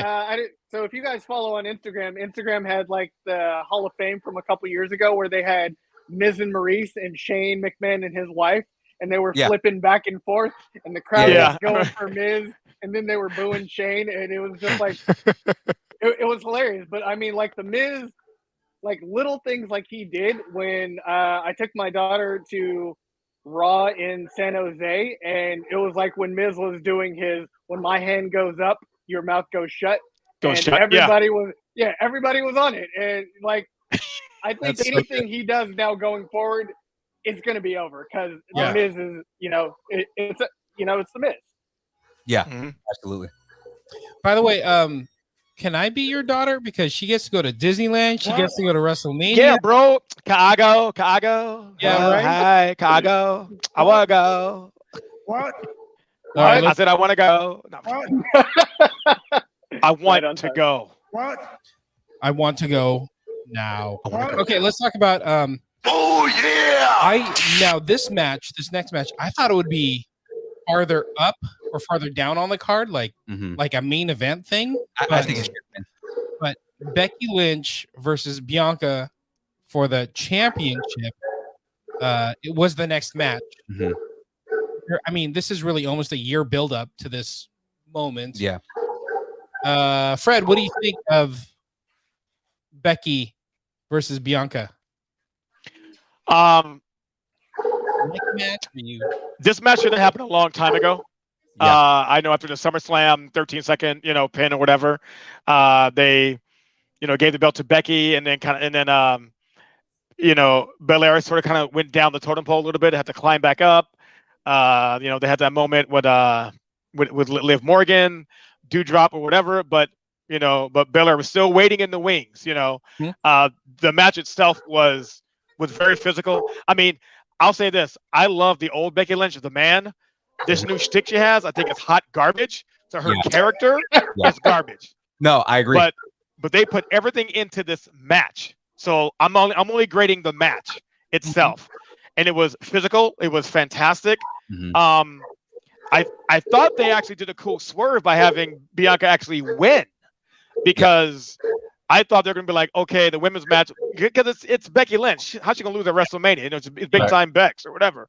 You know, I thought she was gonna win, and then I thought that Sasha not Sasha, but the one Charlotte Flair faced, Ronda Rousey. Yeah. I thought she was gonna win because Fred, we'll get there. Oh, I know, get there. Yeah, but my point is, what made this one night great was a lot of where I think the decision making of who won helped the matches, helped the overall show. Yeah, because on paper you're like, okay, it's an obvious win for this person, or it's an obvious win for that person, but it was physical, it was great, it was awesome, and her winning with the press, you know, that was amazing. It was amazing. Totally. You know, so deserves it. And there's always a lot of negative about whether people think Bianca Belair is good on the mic, or you know, people talk about her in-ring skill. Yeah, but talks about. I think she's great in ring because she's ridiculously athletic. And she's got a good variation in her moveset and things like that. I think she is. I think she deserves it. I think, you know, I mean, I think she's a lot more over than people give her credit for. Yeah. When you think of like Wrestlemania moments, this and last year, she had the Cinderella Wrestlemania moment. You know, so I think they said, hey, drop the belt. We'll give it to you back at Mania. We'll pick it up from there. We just need to get, you know, they disrespected her. They disrespected her. That's SummerSlam. Yeah. She got Kofi Kingston. Yeah. That was completely disrespectful. And it's just kind of like, you know, you don't have to do a squash match in 17 seconds. Yeah. Right. Yeah. Is you're basically like I get it. You're building her back up to have a more triumphant win at WrestleMania. Right. But at least give her like a 5-minute match where she has effort, and it's not like Becky just beats her out of nowhere. Well, right? what made the SummerSlam pay-per-view? Becky cheat. Oh, good.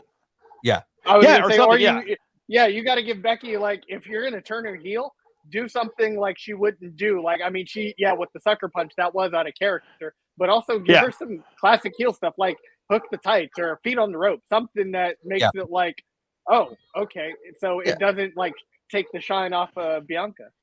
Right, because it was bad enough at SummerSlam where you didn't get Sasha Banks, even though they announced it, they previewed it, advertised it would be, and then you get, you know, last minute, oh, by the way, she can't wrestle, so thanks for your money, you know, but here's Carmella Banks instead, you know, Carmella, you know, and then they wrestle whatever, and then in comes Becky. They're like, oh, cool, we're gonna get a great match now, you know, so. We still get our money's worth, but then we didn't because you got the 13-second screw job or whatever, you know, whatever you want to call it, you know. So, I thought this was a good continuation from that. With this whole big time Bex, you know, character, I think it was her doing a favor to the WWE because no question, she turned heel. Like, think about all the merchandise she could have sold. Coming back as the man or the mom or anything, whatever she wanted to go by. Yeah. But, you know, they had her come back as a heel only to push Bianca. Really, that's what it was. She's done heel characters before, and she's done them well. I don't this character. Yeah, Felipe, you're right. It's like you can be a heel, but why go all, you know, you can't go full heel. Don't go full heel, you know. It's like, why go over that, you know, and be all like, I'm big time Bex. Becky's been a heel before, and she did a really good job as a heel the first time she went heel. But right. Then bring her, you do the man, and then you come back and do this character. Big time Bex is like, it really is just like she it almost feels like she just did whatever creative told her to do. The creative was like, you should do this character, and she's like, all right, whatever, I guess I'll do this, you know. But like you can tell she didn't really put any effort into the character, and there's somebody's dog is not happy about this big time Bex. Is that your dog, Chris? That is my dog. Yeah. Your dog not big time Bex either. Yeah, I'm gonna kill that sound. 1 second. No worries. Hey, shut up. Just do this. Just do the mute thing, and then when you come back on, just unmute yourself, Chris. There you go. But I was gonna say, you know, this whole Phoenix big time Bex thing, I think she's gonna be out for a bit. Yeah. I think it's like, hey, we just need you to do this 8-month run, build up to you're gonna drop the belt, go have fun with your baby. Right. You know? Yeah. And I mean, same you see it like, and the same thing with the next match we're going to talk about. Yeah, I mean, I was going to segue. Yeah, yeah, because I mean it's the both of them. Yeah, and especially the way that like this next match that we're going to talk about was like same level of like amazing match. Yeah, So let's do that. So I was going to say, let's talk about like predictions, but let's save that for the end and just keep rolling through this. So next match, Seth versus mystery opponent. Is it Cody Rhodes? Is it Shane McMahon? Is it comes the money? Is it somebody else? It's Cody Rhodes. Cody freaking Rhodes. The American Nightmare. Now not Stardust. Not Stardust. Stardust came in with a full star, face paint and everything. No, I was talking about in our group chat. I was talking about specifically talking about if Cody Rhodes comes back, I don't think they're going to let him do the American Nightmare, and he comes back with the American Nightmare. Yep. But before I like take over the entire thing, Gotham, what do you think? All right. I'm of two minds of this because I love AEW. Okay, I'm not an AEW shill, so let's get this out of the way right now. I'm not a shill. We all grew up with there you go. Here you go. Exactly.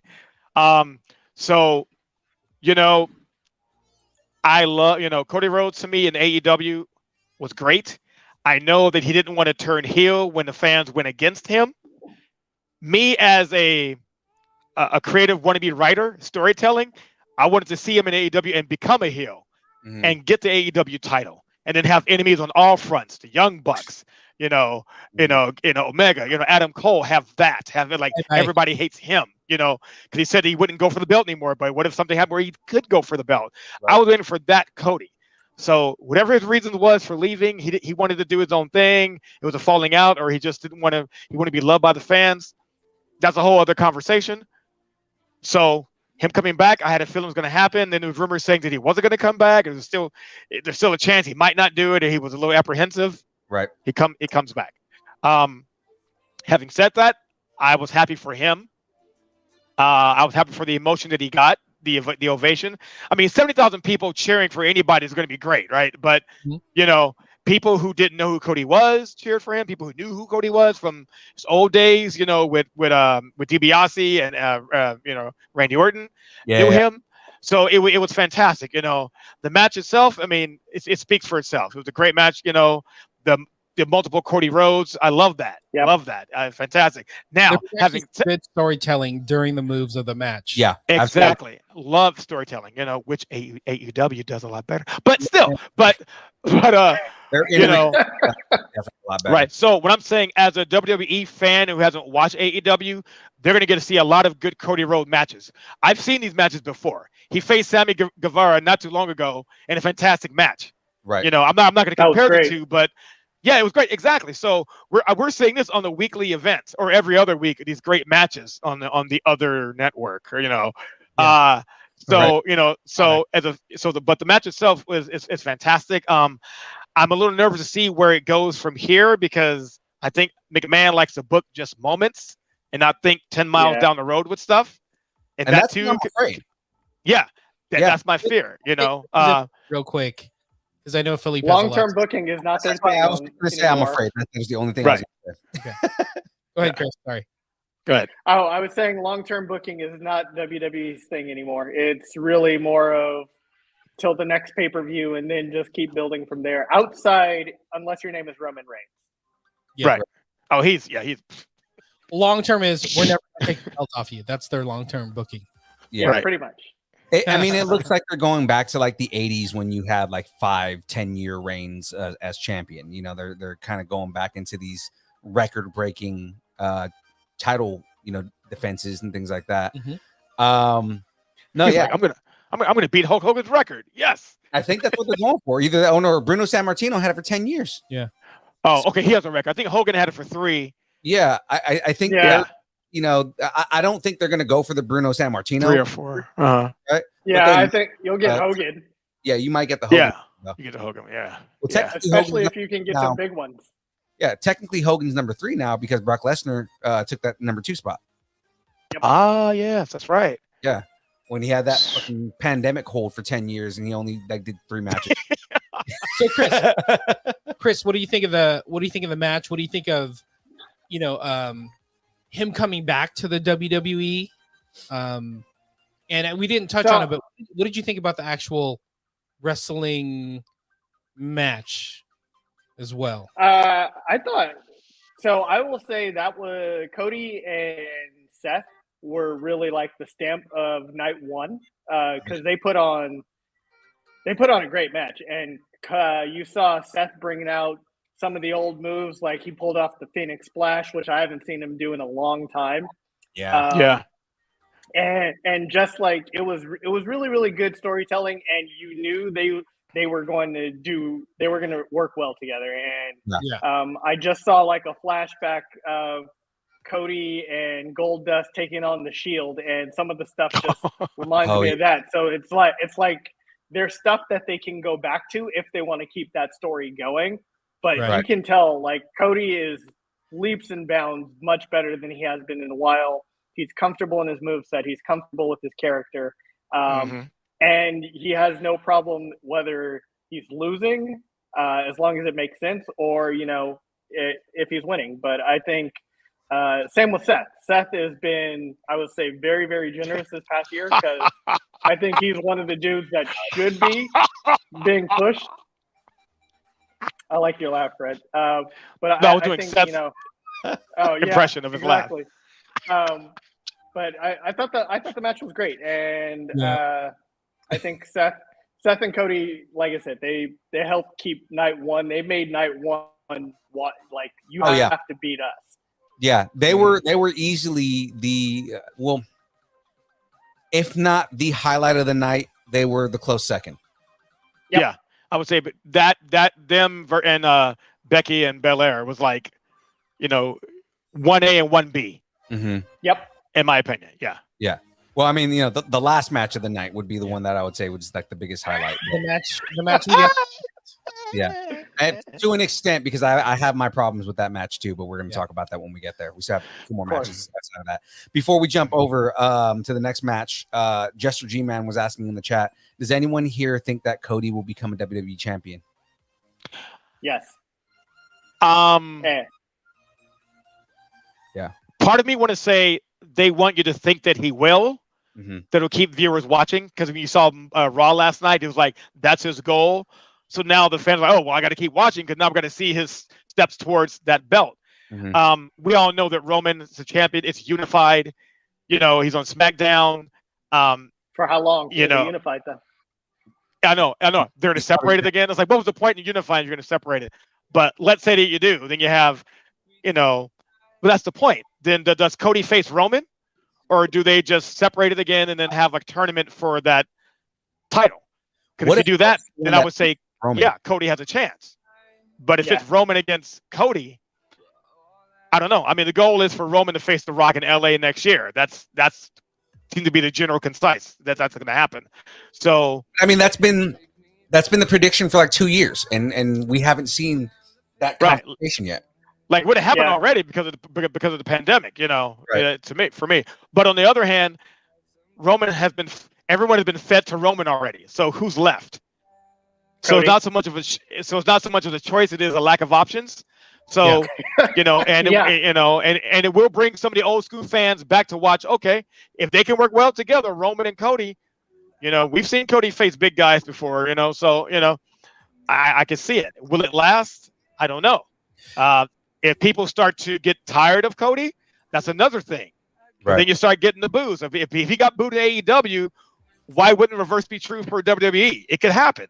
I'm not trying to But the fan base is different though. Like WWE fans aren't as diehard wrestling crazy as AEW fans are. So I mean, like the whole thing is they're like, entertain us. Yeah, AEW. Here we are now. There's a crossover. There's a smaller crossover, but yeah, you're right. AEW is a lot more hardcore, and the casual crossover fan, not so much over in AEW. Yeah. Right. Like WWE is just more so like, give us the wrestler, and I mean, if you can continue being a WWE fan after all of the heartbreak they keep giving us. Right? Can I chime in on that? Yeah, go ahead. We've been. I mean, I guess it's been a couple years now, but ever since AEW came, probably a little before that, we've all been kind of poo-pooing on WWE. Like, you own everything. Your storylines are crap. You know, you keep rehashing things. You keep burying people, doing gimmicks. It feels like them bringing in Cody is what we wanted, right? Hey, do some long-term storytelling. Bring some history back to the WWE. Get somebody on mic that can hold the crowd, you know, do in-ring storytelling. That's Cody Rhodes, and they're giving it to us. So I don't think we should complain. I think we should, like, Cody and Seth are two guys that are amazing when it comes to in-ring storytelling. Right. And if they're smart, they'll drag that out as long as they can, because there's not many people that can match Cody. I mean, I'm not trying to go back to AEW, but, you know, you had MJF, you know, you had Chris Jericho, you know, you had all these Young Bucks, you had all these people around him, you know. It's like with CM Punk, the Summer of Punk. They said it didn't work well at him as a face. I said, yeah, because there weren't the best heel for CM Punk was actually Paul Heyman, who wasn't a wrestler, but he matched his mic skills bit by bit, you know. You know, when he betrayed him with Brock Lesnar and all that, you know, it was like, that was great storytelling, and his dialogue, his promos matched the heat of CM Punk. So you need that with Cody Rhodes. You need that. So if it works with Seth, I say you wring that chamois out as long as you can, because I'm certain until they get someone else, maybe Kevin Owens. I mean, you saw what happened after Raw. They had a little 5-minute match, you know, dark match or whatever. So I'm sure that'll be the next thing after Seth Rollins, I think. So, you know, go with that. When it comes to, like, if you're going to talk about guys with mic skills, you know, like, for a dude that speaks partially broken English, that dude is ridiculous. Like, yeah, exactly. English French accent, you know. I think one thing WWE isn't short of is talent. So it's a matter of how they're using that talent, I think, is where we poo-poo on them, James. It's like, we talk, but it's like, not to harp on it, but it's like you have guys like Cody Rhodes, right? Or you do have dudes who are really good on the mic that just don't get any kind of play whatsoever. But then you're giving Corbin all the mic time when he can't speak on the mic. Hey, Chris, it always comes back to Corbin, doesn't it? That's like, I'm like, motherfucker. I am salty as shit about Corbin, because why do they give him so much airtime when he is garbage to watch? I know. Taking away a slot for a more deserving wrestler that could compete in WrestleMania, like a Ricochet or you know. Please. Oh, don't get me started on Ricochet. I want more. Or Finn Balor, you know. Yeah. Oh, Finn Balor's been screwed so much, man. We're not into that. That in itself could have been a WrestleMania match. Just thank you. Yes. Balor for the belt. Yeah. Ooh. Nothing happens. Nothing happens. Man, there you go. Ooh. Talk about unification. Ricochet, Balor. Yeah. Title for title. Do that. Oh. That would have been a monster. Yeah. Okay. Damn you, Philippe. We're all happy about Seth and Cody. Mm-hmm. By the way, if you saw Raw, speaking of Cody on mic, the way he brought, like, his dad back into the storyline. Yeah, that was good. Yeah. Cody was crying. The crowd was crying. I was crying. Oh my God. Dream. That's what WWE needs. They need a little bit of history, a little bit of nostalgia. It's not just about all these. It's just good storytelling is what they need. Where they have problems is in the storytelling itself. Mm-hmm. Yeah. You know? Yep. And I think this next match actually hurt because it didn't have a good storyline. And we're talking about Charlotte versus Ronda for the belt. Yeah. Chris, do you guys know that they contemplated having them be the main event? Had Stone Cold not accepted Kevin Owens' invitation, if that wasn't a thing, or even let's say if it was in a different state other than Texas or state of Texas, that would have been the main event of night one. Can you imagine that? Yeah. Wow. Crazy. And they had to follow up. They still had to follow up the Seth versus Cody. I know. Ugh. Yeah, that in itself was a challenge, because that's hard to do. Yeah. You know, because the crowd's exhausted, and then you throw this turd in front of it. The bathroom break, the palate cleanser. You know, the irony is Charlotte Flair wanted this match because Becky got it last time against, you know, so she wanted to have the big time match. She's like, no, I'm going to main event. This is going to be my match. And what's ironic is that Becky still had the better match of night one. Yeah. You know, and so and I still think that, speaking of that match, I still think that they swerved us and didn't give the belt to Ronda Rousey because of her whole attitude about being on the show. She was always like, had to look like, hey, what's up? I don't want to be here. She always just said, hey, I'm getting paid to be here. So, hey, you know. Yeah, you know, I injure people, blah, blah, blah. I'm going to do it to you, Charlotte. Okay, where's my check? You know. Exactly. Chris, we'll ask your opinion on in a second.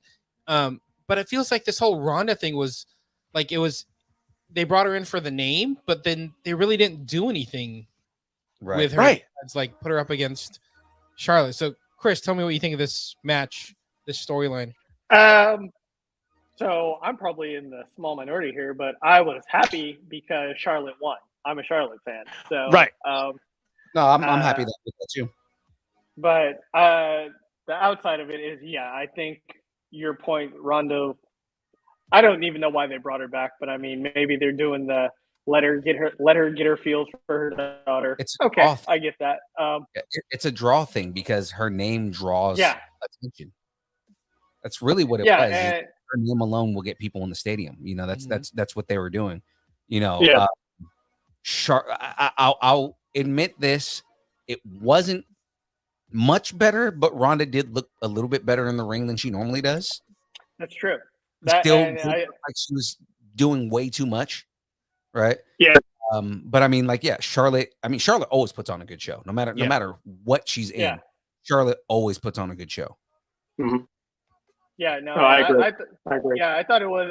It wasn't a, definitely not one of Ronda's or Charlotte's best, because I think her best match at Mania was with Asuka. Those two were together. That was a good match. That was phenomenal. But I mean, I think the right person won, so that's why I think I like it. Because I'm thinking like, well, if Ronda wins, what do you do with her? Because you already had her run through everybody and she was. But at the same time, all these other people. But at the same time, it's like, okay, well, Charlotte retained. Now, what do you do with her? Because everybody's like, they're so sick of Charlotte, so sick of being on SmackDown. She talks like a robot. So it's like, what's next for her? She is a little robotic sometimes, where she does the "I am the WWE champion." But that's all build up for you to not like her. I treat Ronda. I was just about to say that's exactly it. She's got heel heat just by winning. So I think you just Ronda keep having is her the new- win and shove it down people's throats. Yeah, I mean, it's what they did with her dad. So I mean, like, it's the same formula and it's working the same way. I think Ronda is the new Brock Lesnar. Yeah, she is. Yeah, Brock good point. Than Ronda right now. Mm-hmm. But she's the new Brock Lesnar, while Brock Lesnar is becoming a better version of himself. Yeah, exactly. So it's You should take my persona. Yeah. Where's the Brock? Going back to Charlotte real quick, though, I think Charlotte can put anybody over. She'll sell for anybody. Mm-hmm. Yep. Yep. I think they're going to find a way to make Charlotte the champion and continue a storyline without Ronda. I think Ronda's gone. Yeah. Her and Becky are going to be. They pushing need their to fix the kids, women's division. At the playground. They really do. The women's division was going so good for a while, and now it's just. Yep. It almost feels like they just gave up on it, and we're just like, we're not going to get storylines with the female wrestlers anymore. Well, if they would stop burying their call-ups, maybe, just maybe, they may have a chance. Right. And again, night 2, there's a match that I had all kinds of problems with that I'm going to bring up about that too. So, okay, let's get to the very last match we didn't know we were going to get. Oh, this is right. So bad, but good at the same time. The KO show with Steve Austin. I got to admit, like, the build-up, it took like 10 minutes to get Stone Cold up there. Yeah. And I was on the edge of my seat. It was very awesome. Yeah. It was very awesome. Him coming out on the quad and just driving out there and talking so much. Like that in itself, I liked. I liked the banner between the two of them. Well, I like the riff of like it wasn't a riff. It was like him coming out, walking out, doing the whole pop, and being like, "Nope, I'm gonna go back." Yeah, and then do a special Stone Cold entrance. And does he does a very signature Stone Cold entrance. Yeah, coming in on the quad. Did anybody else notice one of his knee braces fell off when he was doing his ring shit? Yeah. When Kevin, I got to put it back on because I'm going to wrestle in about 5 minutes. All right. Totally missed that. Now I'm going to go back and watch. Yeah, and Kevin stopped him. Like, no, you're not going to keep doing this. This is my show. And Steve Austin stops and he goes to go put his knee brace back on. Oh my! Now, my issue with this match, as long as it was, I didn't expect. Before you get to the match, okay. What did you think of the KO show? No, that's what I was saying. Is okay. I liked the signature Austin shit talk that he normally does with anybody that is on there. Yep. KO is a great heel. It's obvious that Austin is passing the torch to KO. Mm-hmm. Right. This was Austin's official retirement match because he didn't have a retirement match back in 2001. Right. He got injured and never came back.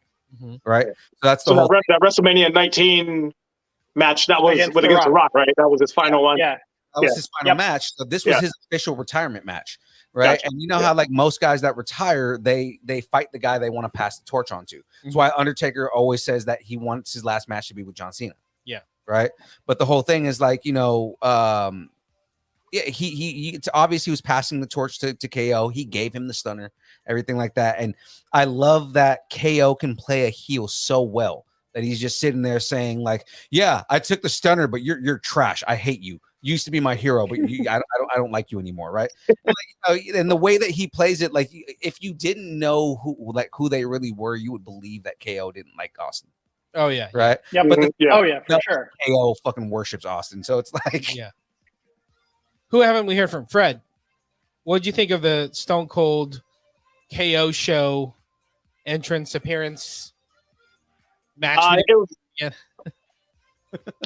mean, the funny thing is with Stone Cold is that he always returned on Raw, like Raw segments, like anniversary shows and all that. So other than the entrance itself, which was pretty good, it was long, but it was, like I said, total Stone Cold. That's what he is. But the interaction with him and KO was good. Nice little, going back and forth.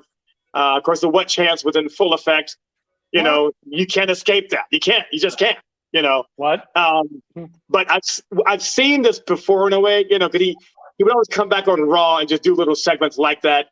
A Stunners is coming, and then that's the end. What? So the actual KO show was good, but getting towards the actual match, that was a surprise. What? Because they're like, okay, you can't just end on the segment. That seems kind of like, And then if you figure, well, if there's going to be a match, it can't be that long. So I was surprised that we got both a good segment and a good match that went the distance. Ellis Bar out of the ring.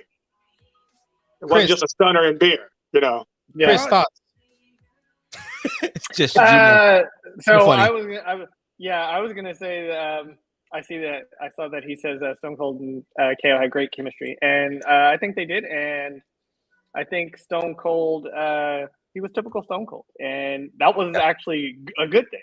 And I think that was a big fan service because obviously they're in Texas, and I think by making it no holds barred, that really helped. We know that Steve has not wrestled actively since 2003, so making it no holds barred, we don't have to expect to see all of the Thez presses and everything like that and actual wrestling. That's basically what you're saying.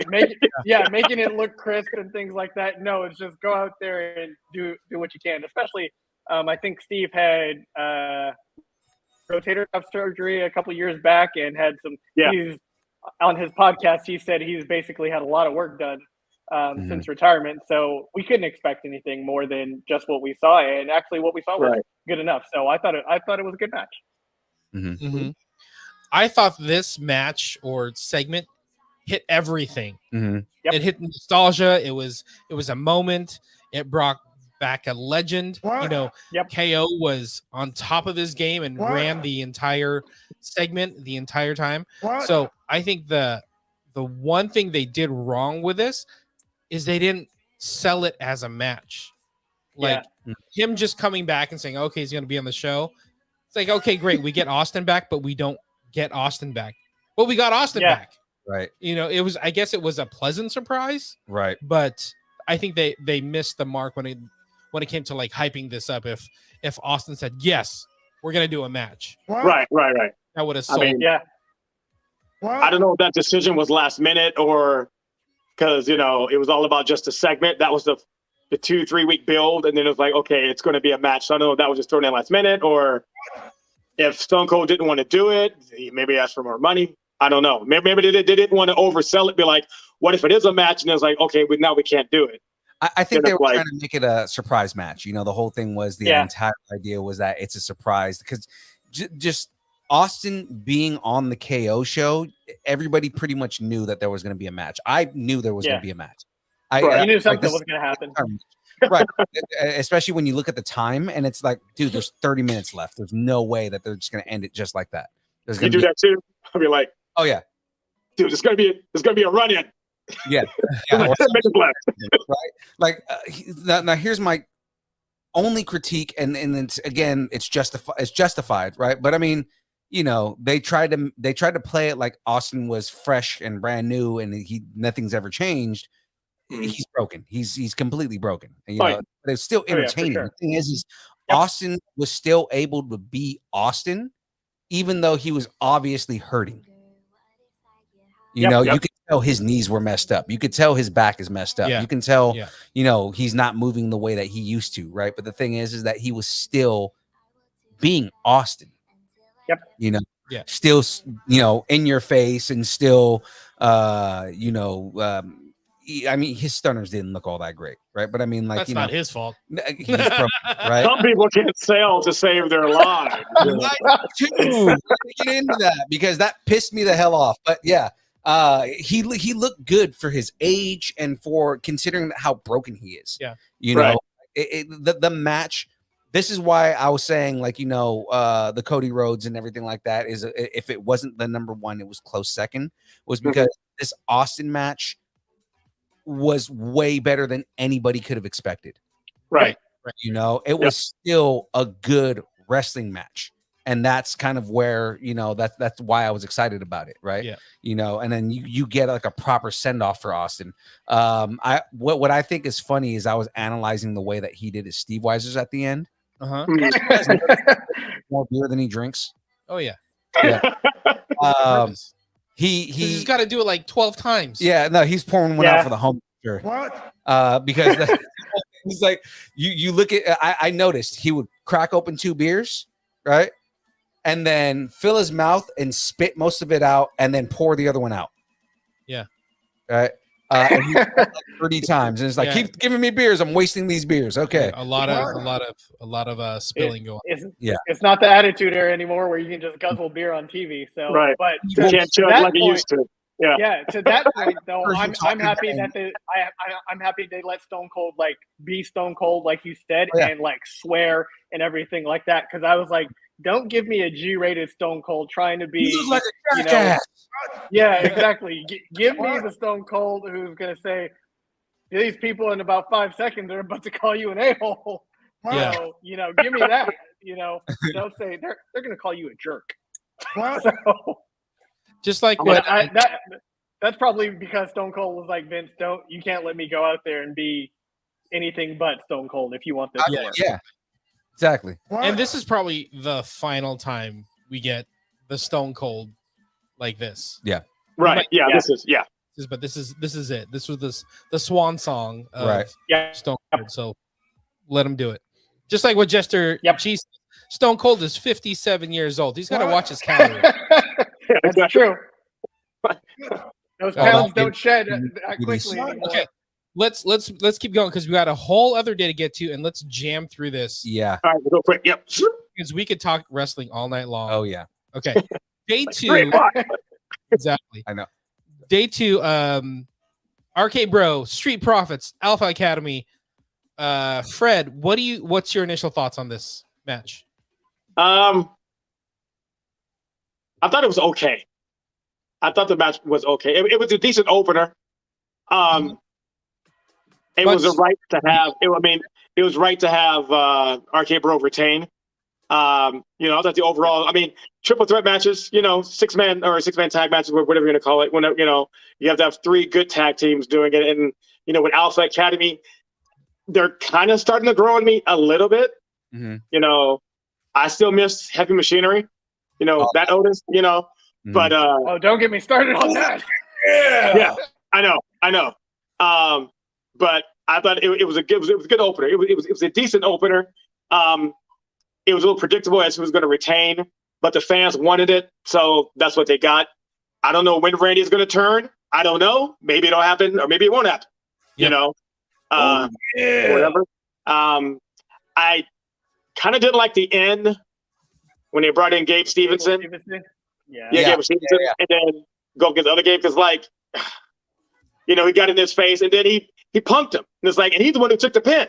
In the match. So it's he got punked twice.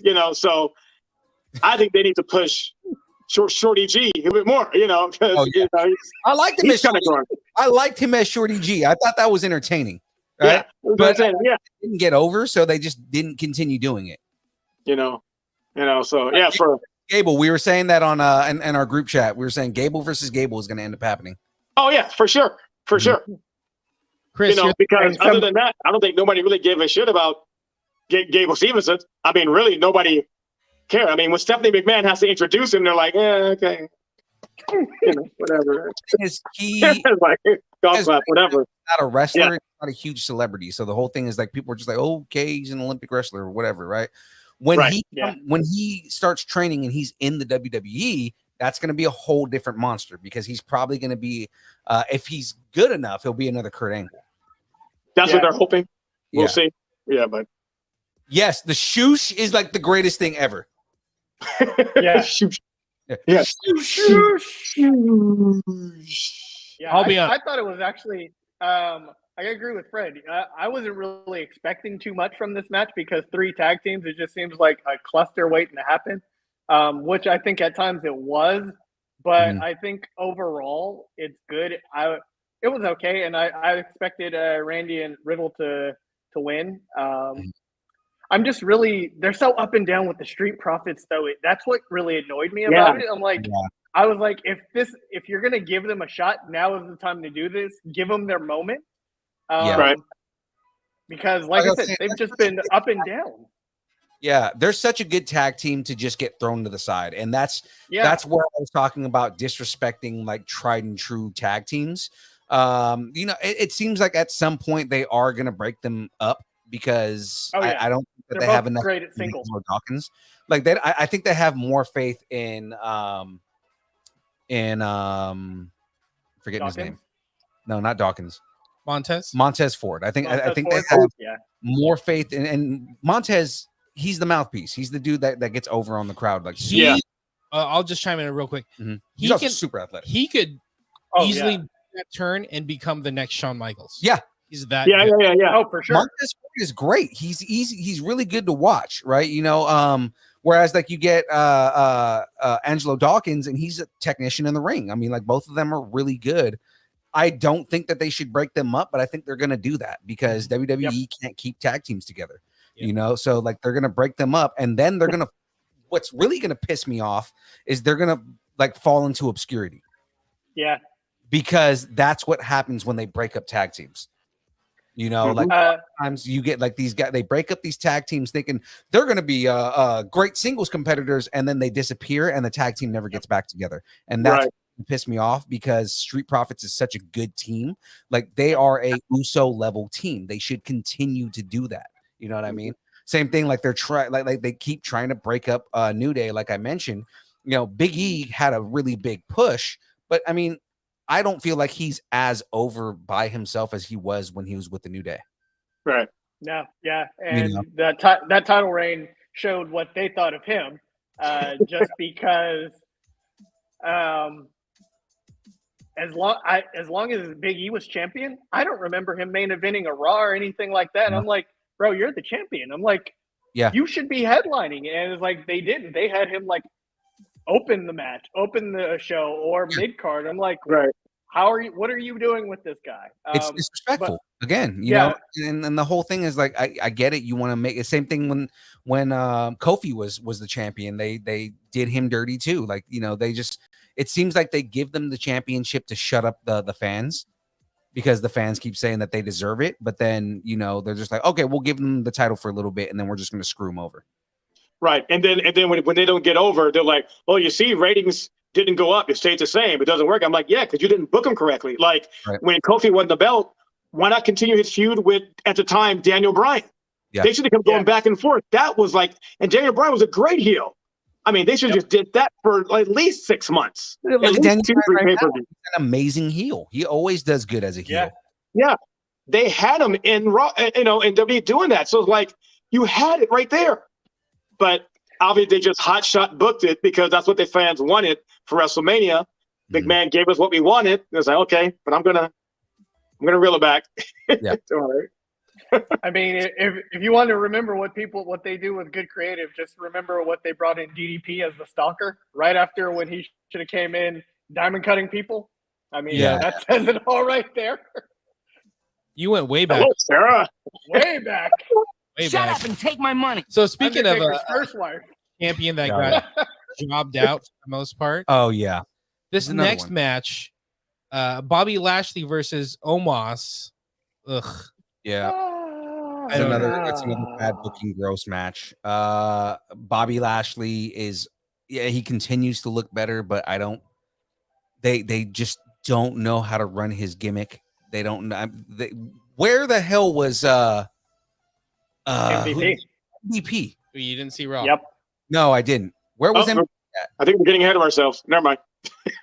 Well, let's talk about Bobby Lashley and Omos. What did you think of Lashley? What did you think of Omos? Let's start with Chris this time. So here's the thing. The match itself was bad, but I know why. I think if you're gonna put Lashley, if you're gonna make him challenge for a belt again, this was a good way of doing it. Right. And that's the only thing I can take away from that match. Other than that, it was like, yeah, you beat Omos, but I mean, it was more of like that. That's really the only positive I can take is like, okay, you're gonna push Lashley from this match, because if Omos won, I was like, all right, they're gonna push him. So it was really one of those like, whoever's gonna win this one is going to get the push for a belt, because either you beat Lashley and you show, hey, I just beat a world champion if you're Omos, or if you're Lashley coming back, you want him to be the baby face. I took down the giant, and now I'm going for the belt. So, I mean, other than that, it is what it was. They're trying to push Omos as a singles competitor. He's a monster character. He's not. He has no mic skills. He's just a big, beast. I mean, not saying that he needs to be AJ Styles's enforcer, but he needs to be an enforcer character. If anything, he can enforce for Bobby Lashley. Mm-hmm. Yeah, right, that's true. Yeah. I do not like that they got rid of his stable, because that stable was so good. Oh my god, dude. Hurt Business. Oh. Like how the Hurt Business was so over, and for no reason at all they broke it up. Yeah, because like you have, I don't think there's been specifically a black stable that has been that over since Nation of Domination. Oh, of no question. Yeah. And it's like you have them up on a high and you break them up. Why? Maybe because the pandemic was over and it was like, okay, we got our fans back. Thank you. No, they were trying to do what they always do and make everybody singles competitors again. And it's just like, for what? Like, I get it. You guys don't want to, you want everybody to develop as their own characters, and you want everybody to have their own mouthpieces. But I don't think Omos is ever going to be his own mouthpiece. I don't think he has the charisma to do it. Yeah, he won't. Yeah, he doesn't. And to the Hurt Business, I would actually say, make Omos Shelton Benjamin's enforcer, because Shelton Benjamin he can go, and he's proved that numerous times. Yeah. But you give him a enforcer like he could be the Kevin Nash to Shawn Michaels, and then And the minute they want them to talk, they just drop the mic and walk off, and that's all they do. They never talk. They just go in and just Shelton just outworks everybody. Yeah, that's It works. exactly what I was thinking. Is Omos needs to be like a Diesel character. Yeah. You know. Oh yeah. You know. And then when it's time for him to break off, he does it. Right. So this match was a little lackluster. Yeah. Like what's it doing on WrestleMania Day 2? But yeah, that was a Sunday night main event match at best. Yeah. So just so you're aware, Shotgun Saturday night.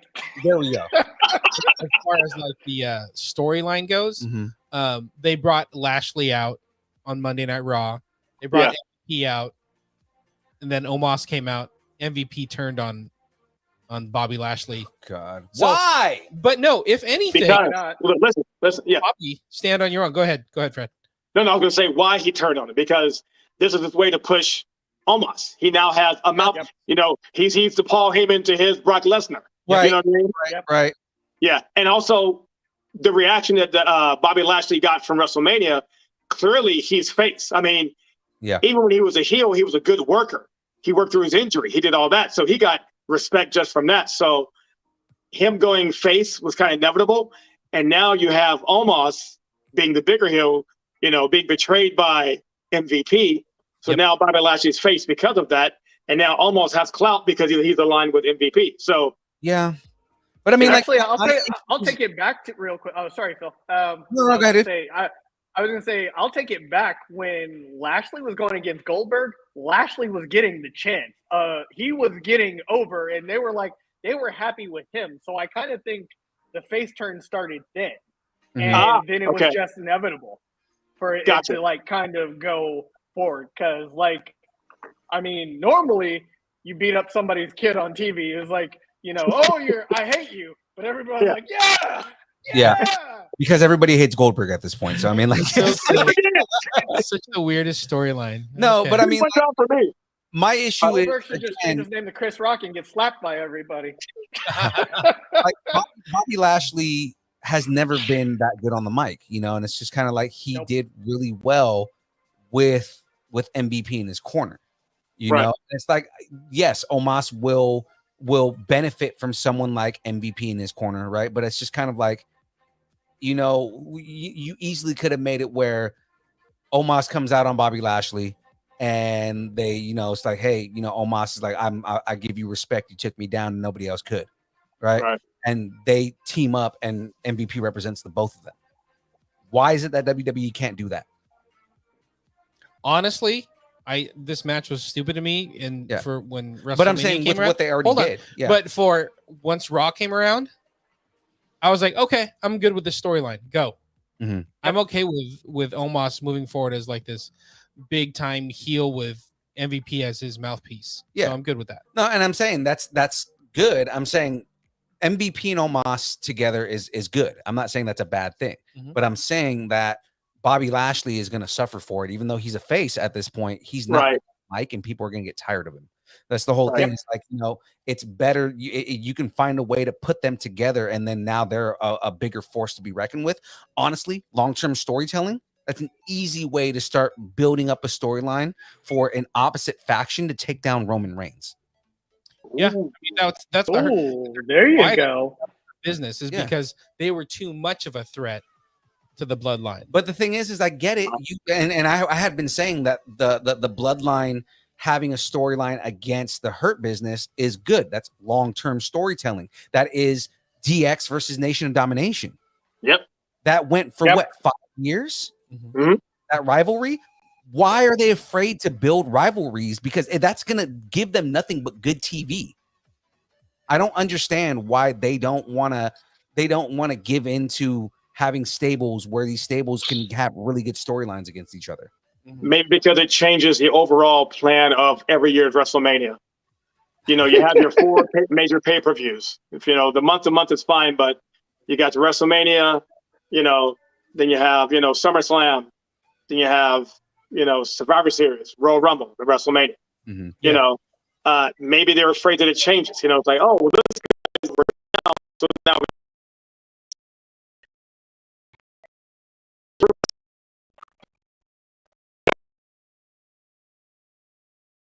copy.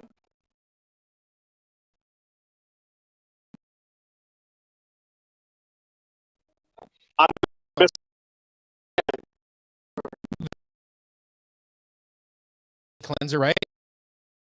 Johnny Knoxville versus Sami Zayn. This match grew on me. This match grew on me. I was not happy with it at first because I was like, "Oh, they're gonna bury Sami Zayn. This is great." But then as it went on, I was like, "This is entertaining as fuck. I love this." Bro, dude, Sami Zayn needs he needs a statue for the stuff. Like he's that dude is gonna be like the Miz. Like he's doing everything they asked for. So they need to find a way to reward. Yeah, this guy, he needs to get double for what he got from that match. I mean, when it wasn't much of a match, it was just a bunch of antics, tomfoolery, and just shenanigans. But it was done. And it didn't even. Everybody else watching it was like laughing. I was like, "Why is everybody laughing?" I was like, "Oh, it's like watching Jackass, but in a ring." And all his buddies come in and help him out and stuff like that. It was just entertaining, and it was choreographed very well too. Chris Pontius comes out with his ass cheeks out and everything. And then Wee Man comes out and body slams Sami Zayn. When he body slammed Sami Zayn, that's where I lost it, and I was like, okay, I like this match now. Yeah. If there was any doubt that wrestling was not fake, the wrestling was real. That right there, he took down Sami Zayn with a body slam. Yeah, you can't fake that. Oh man! The only thing that could have made that match even more entertaining was Hornswoggle coming out and fighting Wee Man. Because I would have been like, "Oh, this is awesome! This is Wrestlemania." Oh my god! And dude, did anybody see the hand to come out at any given time during that match until it happened? So hand hits him in the face as he runs by. Yeah, the camera guy did a good job making sure don't zoom in on that hand. Keep it off camera. Keep it off shot. And then he ran by. Kevin Dunn's team did a great job on that one because I was like, where'd that hand go? Out of nowhere. But then again, I was shocked. But then again, I wasn't shocked because it's Jackass. And then at the end, the giant mouse trap. You knew that was the giant mouse Sammy's sitting there trying to sell it like he's really stuck. Yeah. He's all like, he picked it up a couple times. He held it down. He held it down. Yeah. Like, oh. Yeah. At that point, that's where I wasn't upset that Johnny Knoxville pinned Sami Zayn because it wasn't a clean pin. Yeah. Right. Okay. Yeah. Because it was like if Johnny Knoxville pins Sami Zayn with the clean pin, I'll be pissed. Right. But it wasn't a clean pin. It was look at it. I cheated with this giant mousetrap. Technically, it's not cheating. I mean, it's like with this giant, and I'm getting one. I thought it was great. I loved it. Like, the call back to what you said like you didn't stand like, that was brilliant. Like I didn't see that at all. I'm like, oh, where did I come from? It's so good. It was so good. Yeah, that was a great right in the middle of the card to get some more energy. Right. Complete palate cleanse. I loved it. I loved it. Yep. Absolutely. Let's keep it going because we got a few more matches. Yeah, we're super late. 10 o'clock. Okay. Let's get tag team match. So Queen Zelina, Carmella, Sasha Banks and Naomi, Rhea Ripley and Liv Morgan versus Shayna Baszler. And was Natalya even there? I don't know. Natalya was there. No, she wasn't. Probably didn't notice, but she was there the entire time. Exactly. She pulled John Cena. You can't see me. John Cena! Okay, real quick. Let's run through this one. And this is actually a groundbreaking match that I feel like they undersold it before and after the match. Yeah. But Fred, what did you think of the women's tag match? Championship. So you have all these individual wrestlers who I would say half of them can be great women's champions, or these great competitors, and they're stuck in tag team matches. Exactly. So, I mean, that's the definition of makeshift. I mean, that was the epitome of a makeshift tag team. You had all the wrestlers do their own little special moves, a little spot. It was basically a spot fest, and all that. And that was the bulk of the match. And I think it just shows that how the women's tag team was pointless. You know, I mean, how long has the tag team been around? What, 2 years? Mm-hmm. Sasha Banks was the inaugural one about 3 years ago. Yeah, exactly. And you can't build like proper tag teams in that time. So now, WrestleMania, they're going to throw these guys. I mean, Natalia's been around forever. Yeah. Her last tag team, obviously, with Beth Phoenix was great. Yeah. But since then, she's just been by herself and tagging with random people. It's just random people together. I was happy with Naomi and Sasha winning. That was Sasha's first championship match she won at a WrestleMania. So I'll give them that. But that was like I'm gonna go buy some merchandise and grab some. You guys want something? All right, cool. And then that was it. Thought it might be Johnny Knoxville, but it wasn't. It was that match. Yeah. Because the ending's great. They got the belt, but no investment. Shayna Baszler is like the 8th Power Ranger down below. Yeah. Saber 2 times. It's like, weren't you like? Okay. If there was ever a symbol for what the women's division is, that match was it. Just a whole bunch of people that should be in title contention for the women, whether it be SmackDown or Raw. Right. They're relegated to tag team hot potato. So that's a lot. Everything else has been said. So this is one of the matches that bothered me about the card on day 2, right?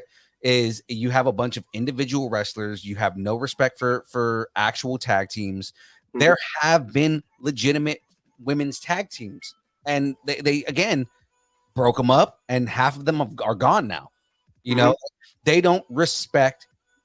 Number one, they don't respect the women.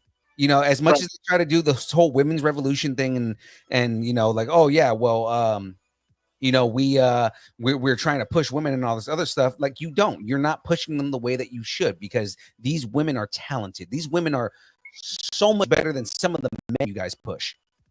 And it's like, especially like, you look at all the individual wrestlers that are in this match. Every single one of these women, like Fred said, are worthy of being champions on their own. All of them have been singles. Dude, Naomi is long overdue for another run. In my opinion. Absolutely. Rhea Ripley too. Rhea Ripley needs another run. Liv Morgan, she was doing well in her solo run, and just now nothing, right? Zelina, actually, I've seen her. I like her growth, because she went from just being a mouthpiece to, starting to wrestle, and she was wrestling before, but like, her wrestling was getting bigger. She plays a heel really well. Right. And her characters are usually really good. She has decent in-ring skill. I think they need to play on her queen role a little bit more. Right. Like, she can play a really good heel in that place, but you make her the queen of the ring and you put her in a tag team. Why? For what?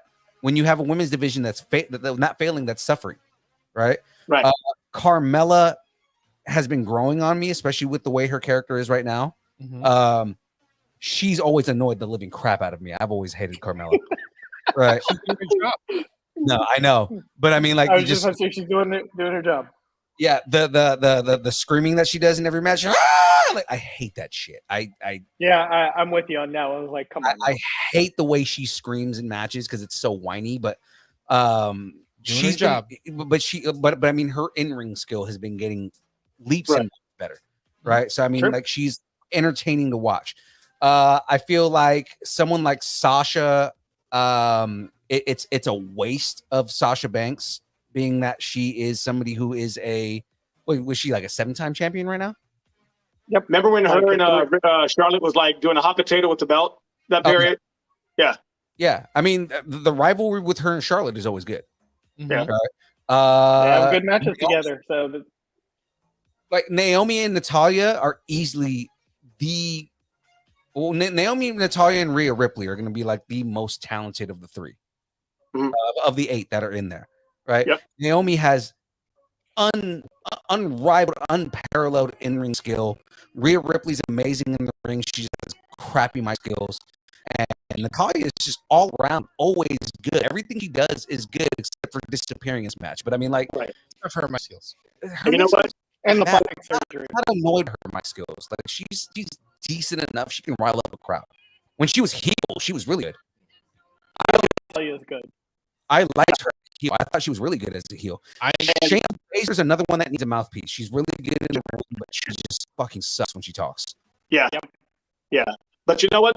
Piggybacking off that, the only redeeming quality I would say of this tag match was when you mentioned everybody can be a champion or whatever.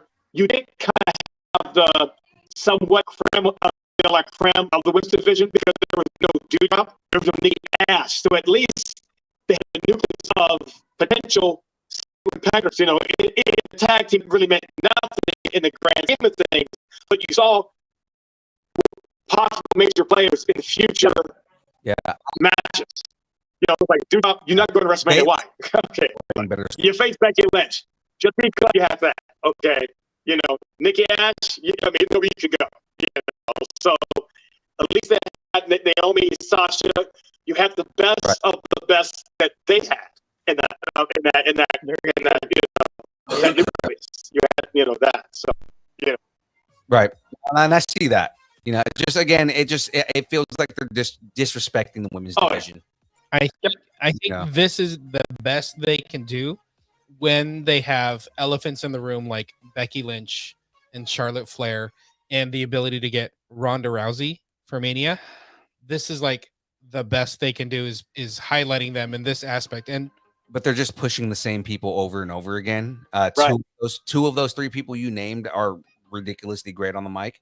One person is Ronda Rousey's not the greatest in either category, but because her name is big, they're going to push her. And it's like, you know, you're not, they don't give chances, but they don't give chances to other people to do anything. It's like, oh, you weren't over in this one segment, so we're never going to push you again. Yep. Which is funny because you have two women's belts. You know what I mean? You think you could do more with two belts. Yeah. You know, give everybody a chance. Again, like, you know, because the argument is always like, well, they're not good on the mic. It's like, again, I'm going to bring up this piece of shit, but fucking Baron Corbin's not good on the mic. Right. Continue to you know, I will not let Baron I'm Corbin not go. going to put it because, again, the reason Baron Corbin in the women's but division. the reason I keep bringing Chris, him up, that train is never late, man. That train is never late. but I'm saying the reason I keep bringing him up is because you keep pushing somebody who is not worthy of being in the spot you're putting him in, but then you have other people who are worthy of having a spot that you don't give a chance. Okay, so jumping back to the women's tag match, That kid is on the escalator again. AKA I think Corbin. the glass half full on this is that we have the most deserving champions with Sasha and Naomi. Yeah. I think out of all these women, that tag team can rebuild the tag division, and it's groundbreaking. Right. You know, two African American women winning the tag belts. I mean, I don't know why they didn't mention like Rocky Johnson and Tony Atlas. Yeah. Oh, like, yeah. An easy correlation. Just make a probably forgot. WrestleMania moment. You know what I mean? Yeah. But hopefully they'll build it up. Hopefully. Yep. Yeah. Hopefully. Yeah. Let's keep going. Edge versus AJ Styles. Yes. Probably the most seasoned two wrestlers as in a match. This is my second contender for match of the night. Okay. Yeah. Yep. Let's start us off, young Phil. That entrance was great. Oh, yes. Yeah. My two favorite entrances, and it's because we're gonna get to this, but I'm trying to rush it through a little bit. Bianca Belair on the first night was my favorite entrance. That was a good one. To the second night. Yeah. He's channeling hardcore Brood themes right there. Brood. Yeah. He's easily Gangrel. And AJ Styles. I mean, like, you got the AJ Styles that we've been missing for the last year. Right. You know, like, again, I have no issues with him having an enforcer in Omos, but that match, like, you don't have that coward AJ Styles that we've had for the last year. You got AJ Styles going all out with someone like Edge, who again, in his older age, is still a freaking beast. Mm-hmm. Awesome. Yeah. What did you two think of this match? Chris, I start. was going to say the funny thing is you mentioned AJ Styles having Omos. I'm like, yeah, he had a bodyguard with no title, so it was kind of like, what do you need? Who are you going against? You're nobody. But I thought it was entrance alone had me, and Edge had new music. I was like, oh, all right, we're doing this. My question brings up the question of the night was, what happened to AJ's face that caused him to bleed, which I just found out today that apparently he hit the star as he walked in. Yeah. Because I was reading online, everybody was saying it was pyro, and I'm like, no, it was before the pyro. So right. I thought hold on. jumping ahead just a jumping ahead just a little bit. I thought it was Damian Priest attacked him before the match, like they had a scuffle. So and I was like, maybe that'll play out later, but dude, AJ, I'm a fan of AJ, so AJ can do no wrong in my eye. Edge, one of the greats, Hall of Famer. In fact, I think he should get double Hall of Fame because now he was able to come back out of retirement, and now he can, when he retires for real, he can go in the Hall of Fame and stay in there. But I mean, I'm with young Phil. I think he's going to be the first triple because I think it's going to be Brood gets inducted. He'll be in the Brood. I think Edge and Christian should have a place as a tag team, and then of course him by himself. Edge is an amazing wrestler, and he's always been an amazing wrestler. His in-ring work is I mean, he's almost unparalleled. I mean, AJ Styles is another Hall of Famer, dude who did nothing but beast his way through the indies for the longest time and showed his work as a wrestler. And I mean, he's toned it down in WWF, WWE. God damn it, he's toned it down. He's toned it down in the WWE, but I mean, he still outperforms a lot of the other guys that are in there. He outperforms dudes who are half his age. Both, so I mean, and it shows and shines through in the way that their match went. I and kind of how Jester G-Man is saying here, right? Edge and AJ was strong, and it may be a prelude to something great with Edge and Damian Priest. I've heard whispers about a stable. I would love to see Edge and Damian revitalize the Brood. I think that's what they're leaning toward, the new faction. Yeah, I think Damian. I say do that, and you add Rhea Ripley. You add Rhea Ripley. Yeah, that's the other rumor because Ripley you could do that, and you've got you've got a new Brood, but it's also inclusive. So, like I think that would be like Damian, and they're all super tall, so it's like they're menacing, so they could be believable as like, hey, you need to be scared of them. Yeah, and I think that Edge is so good on the mic that he can be their mouthpiece. He can be their Gangrel. He can easily be their Gangrel because Gangrel was so freaking captivating when he did his thing, man. Yep. I want to see Edge drinking a goblet of blood. That's what I want to see. I don't know if we'll see that. Official. Channeling Gangrel. You're the new Gangrel. Yeah, well, eyeliner before he drinks blood. Yeah, you have to watch Monday Night Raw, dude. And there's a segment where Rhea Ripley and another person, her tag team partner, they have a little beef, and something's going to happen next week when they get another tag team title match, and I think they're going to lose again, and I think that might be the beginning of the end of the tag team for her, and then the beginning of her sliding into the Brood. Jester saying Rhea will turn on Liv next week and join Edge and Damian. And again, I'm all for that. I'm 100% behind that. Yep. Yep. It'd be nice and original. House of Black. I'm sorry. Do you think Edge was backstage talking to Vince, was like, hey, give me Damian Priest, give me Rhea Ripley, I can get these people over? Because that's what I kind of think. I think Edge, being where he is, like, he's like, I can get them over, and then also I can, towards the end, I can ease my way out, because I'm sure Edge has an end date in mind as his kids are getting older and things like that. Right. And he's done everything. He's like, let me get them over. I think Damian is a good worker in the ring. So I think that if he just has somebody who can give him that extra little push, I think he could be a solo dude. He just needs like if he's sitting there behind Edge and learning like the work around on that, I think he could. I think he could do it. Rhea I Ripley's hope so, because he lost the belt way too quick. Yeah. You know, I thought he was going to have it and then challenge. He had it for a while. He just never defended. They never showed anything with him. It seemed like it was like a month or something like that. Then he lost it to what's his Balor, or and then it's like I thought that was going to be a rematch. I mean, for WrestleMania, actual WrestleMania, but that was only on SmackDown. So I'm glad they have something for him because it could be. We could still get that rematch, but now we get it with Edge with the faction now. So now they can bring in the belt into the faction. Right. Ooh. Exactly. I like that. There you go. There's some booking. I like it. Mm-hmm. Or Bianca Belair against Rhea Ripley. Something like that. There you go. Exactly. See, we're cooking with gas, y'all. We're doing this. Come on. I want to see Rhea Ripley get down on some dudes, just like beat up some dudes. Whoa, easy. That's why I had to rephrase that. I want to see her beat up some dudes. Because I think Russell too. Yeah. Hold her up. I think Rhea Ripley could hold her own against male wrestlers. Yeah. I think her in-ring talent is that good. Shorty G. Toss him around. I mean, yeah.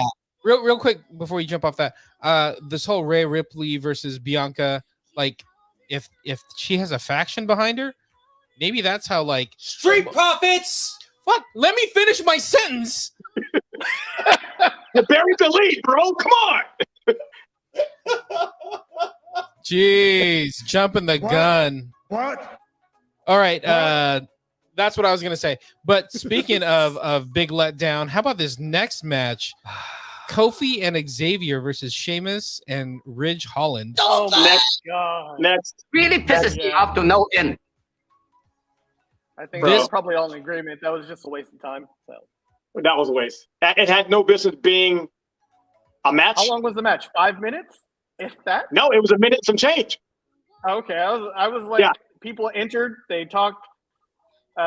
Pete Dunne, who I mistakenly a couple years back at the Royal Rumble, I thought that was Becky Lynch coming in with a new outfit. But I am Sheamus. I don't even know what they're going to do with him anymore. Sheamus has done it all, so it's kind of like, bro, what are you doing with Sheamus now? But, I think that was more for Butch to some degree, to a little bit degree, to kind of showcase Pete Dunne / Butch what he could do. He was more animated, more like I want to fight. So. Yeah, I think Sheamus is just there to mentor these two new wrestlers into the next wave. I think they're good wrestlers. I don't think we needed a freaking smush match against the New Day. Right. Yeah. At WrestleMania, come on. When I talked earlier about the match that pissed me off the most, it's these next two matches, this one and the match after. This one pissed me off because, again, I keep talking about disrespecting New Day, right? Why? Why are you going to disrespect a stable that's that over in order just to push, this new group right here? It's fine if you want to do that. Don't give them a smush match. At least give them a 5-minute match where it's like they prove their worth against a team that has had such classic matches. Mm-hmm. Because the New Day, when you look at their resume, they are easily, when you're going to go back and look at the records of all the matches and the best tag teams to ever exist, the New Day is going to be there. Mm-hmm. And my issue with that is when you have a group that is that good. You can see I'm pissed off about this, right? Are you? When you have a group that's this good, that has consistently been this good, right? And you just bury them, It pisses me off when I see Vince do stuff like this. Yeah. Mm-hmm. No. Especially when New Day was like, if there is ever a team that has been able to just come out and sell ridiculous stuff like Bootios, like, come on, bro. I'm like, still trying to find Bootios, man. Huh? I still try to find Bootios. I remember we talked about it like when they came out, that entrance, the Dragon Ball Z and everything. Like, New Day, is one of those teams. Like, why would you like? In the past year, the New Day has been booked horribly, both sides. Whether it's Big E by itself, whether it's been Kofi, except for Xavier's title run, or a King run. But I'm like, what are you what's going on with And him. again, what I feel like is they only gave Xavier the run like that because they wanted to shut people up. Yep. Mm-hmm. I don't Purely feel like the internet wrestling crowd that he panders to online. So I feel they don't respect anybody in the New Day, because if they did, they would treat them so much better. But they don't treat those guys with any respect, and it really pisses me off because they're so good. Agreed. They're good on the mic. They're good in the ring. They have the respect of everybody in the locker room. Yeah. Studios. What's unicorns? What was the trombone's name? Oh, I forgot what he called the trombone. I forgot what his name. It got broken. I remember that. I'll look it up. No, it's a female name. I remember that. Yeah, it was. I forget. It'll come to me, but I agree with you. Yeah, this match had no reason to be on WrestleMania. Even Jackie said I'm all fired up right now. It was probably the worst. Because she hears you. Said, I'm all fired up. Okay. Fuck this match. Next match. Francine. That was the name. Yeah. Okay. Gotcha. Thank you. Thank you, G-Man. Thank you, coming Jessica. through. There you go. Let's talk about this next match, and before young Phil gets all hyphy on it, I'm gonna let you guys talk on this one. Let's start with this Chris. Is another one that pisses me off. Pat McAfee versus Austin Theory. What do you think about the build-up going into this match? So here's the thing. Build-up was good. I liked all the weeks. They put in a couple weeks on that, which I appreciate. What I like about the match, I was surprised by Pat McAfee. And Pat McAfee, I was thinking like they're just gonna, come out there, he's gonna potato somebody and just do anything. But you could tell, like Logan Paul and Bad Bunny, how we discussed, he put in the work. Like when that dude jumped from the ring to the top rope for that superplex, I was like, oh, all right then. So their match was good. I was kind of confused because I'm like, if Austin Theory is supposed to be Vince McMahon's protege in the future, I'm expecting Austin Theory to win. He didn't, but I mean, he got the heat back later for it, so it was all good. The downside of that is, though, I think probably they could have cut out the McMahon portion and just let those two and let kind of McAfee take the squash. McAfee just win. So what do you do? And the fact that then you bring in Vince McMahon to win the match, so Austin Theory is your next one, but he can't even beat. You got to bring in a 77-year-old man to win. That's the part where it all right, well, you lost me on there. Saving grace, Stone Cold. But, all right. I was I was impressed with Pat McAfee. I'll say that. Yeah, cool. Fred, your thoughts? Okay. Well, real quick before we get to Bill, I know he has a lot to say. You can see it on the face. I was with work speaks for itself, so I wasn't surprised of his work ability.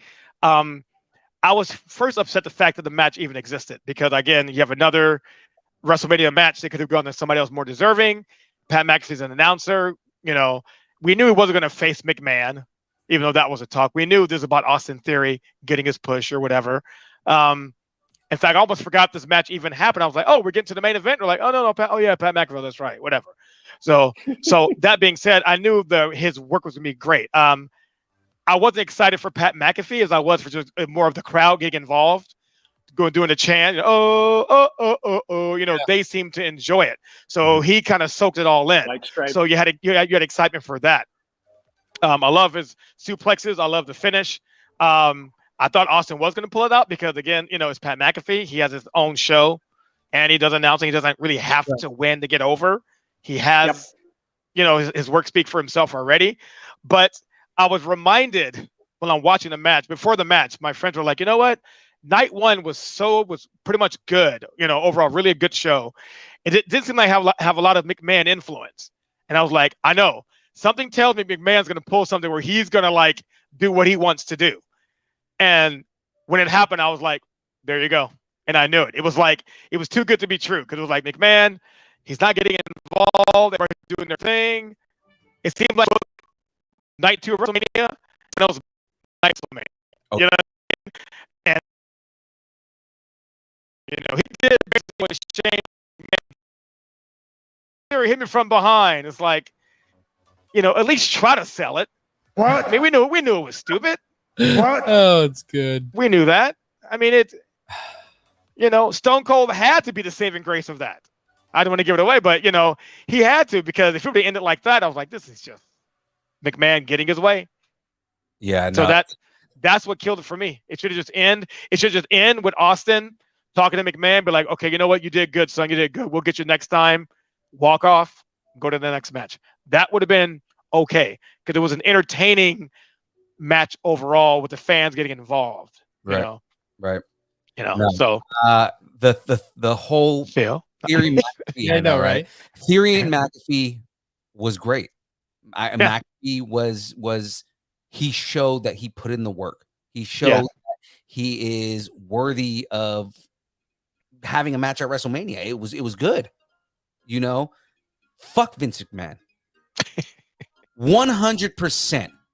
Because, and I'm not going to get too far into it because we have one more match to talk about, but just all he did, it was him inflating his own ego.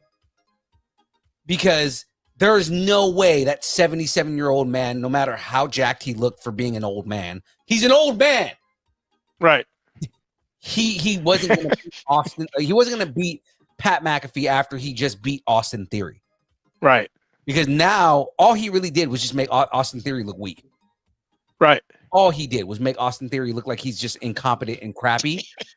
When you're trying to make Austin Theory be the next Seth Rollins, it's not happening now. Right. Austin Theory's a joke because Vince McMahon made him look like a joke. Right. Right. And then on top of that, it was just another reason to have Stone Cold come out. Yeah. Austin I had a feeling. Yeah. I had a feeling that was going to happen. Pat McAfee sold it well, right? He did the whole spitting the beer out and everything, right? That was pretty cool. Yeah. Vince jumped his own cue off the music. He did jump his cue on the music. Because Theory's music started playing, and he was like, "Oh my god! Oh my god! It's Stone. Oh wait, it's not Stone Cold." And then Stone Cold's music plays, and he does his whole thing.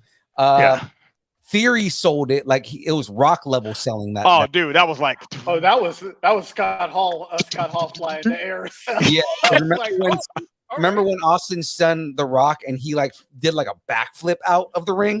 That was like the Theory level. Like Theory did that level of selling, and that's like, okay, good, you did a good job. Theory actually the entire match sold everything really well, right? Oh yeah, for sure.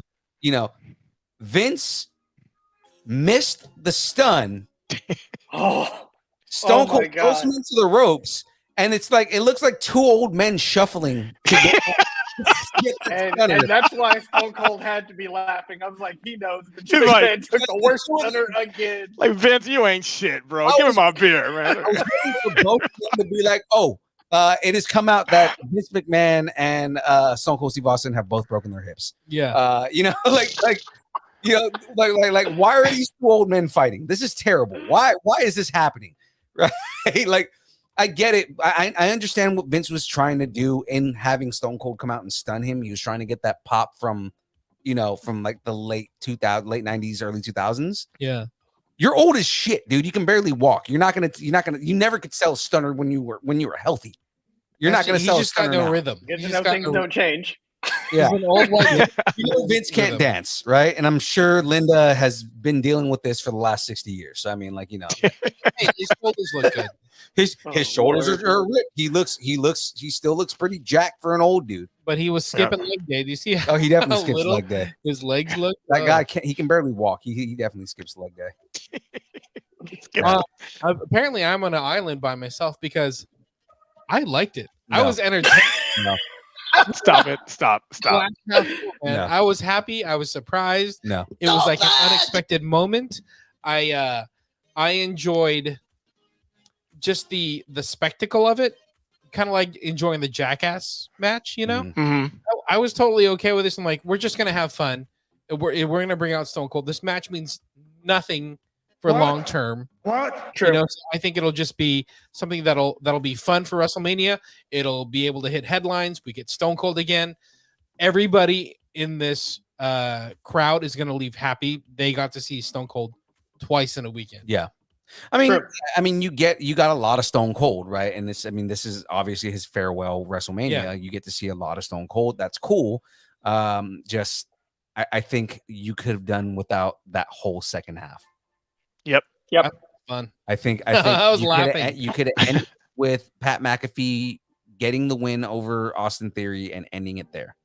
We're not talking about that. We're talking about Stone Cold and the crazy stunners. But I'm saying Vince in McMahon. general. I'm saying in general the whole thing. That's there. it. We didn't need the whole Vince McMahon. I thing. loved it. It was That's so true. one more. It's McMahon funny. It's funny to watch old men embarrass themselves. But I mean, yeah. It was fun.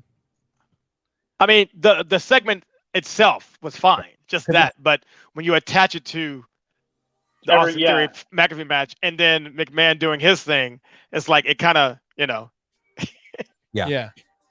I think long McMahon, I mess it don't- up for everyone.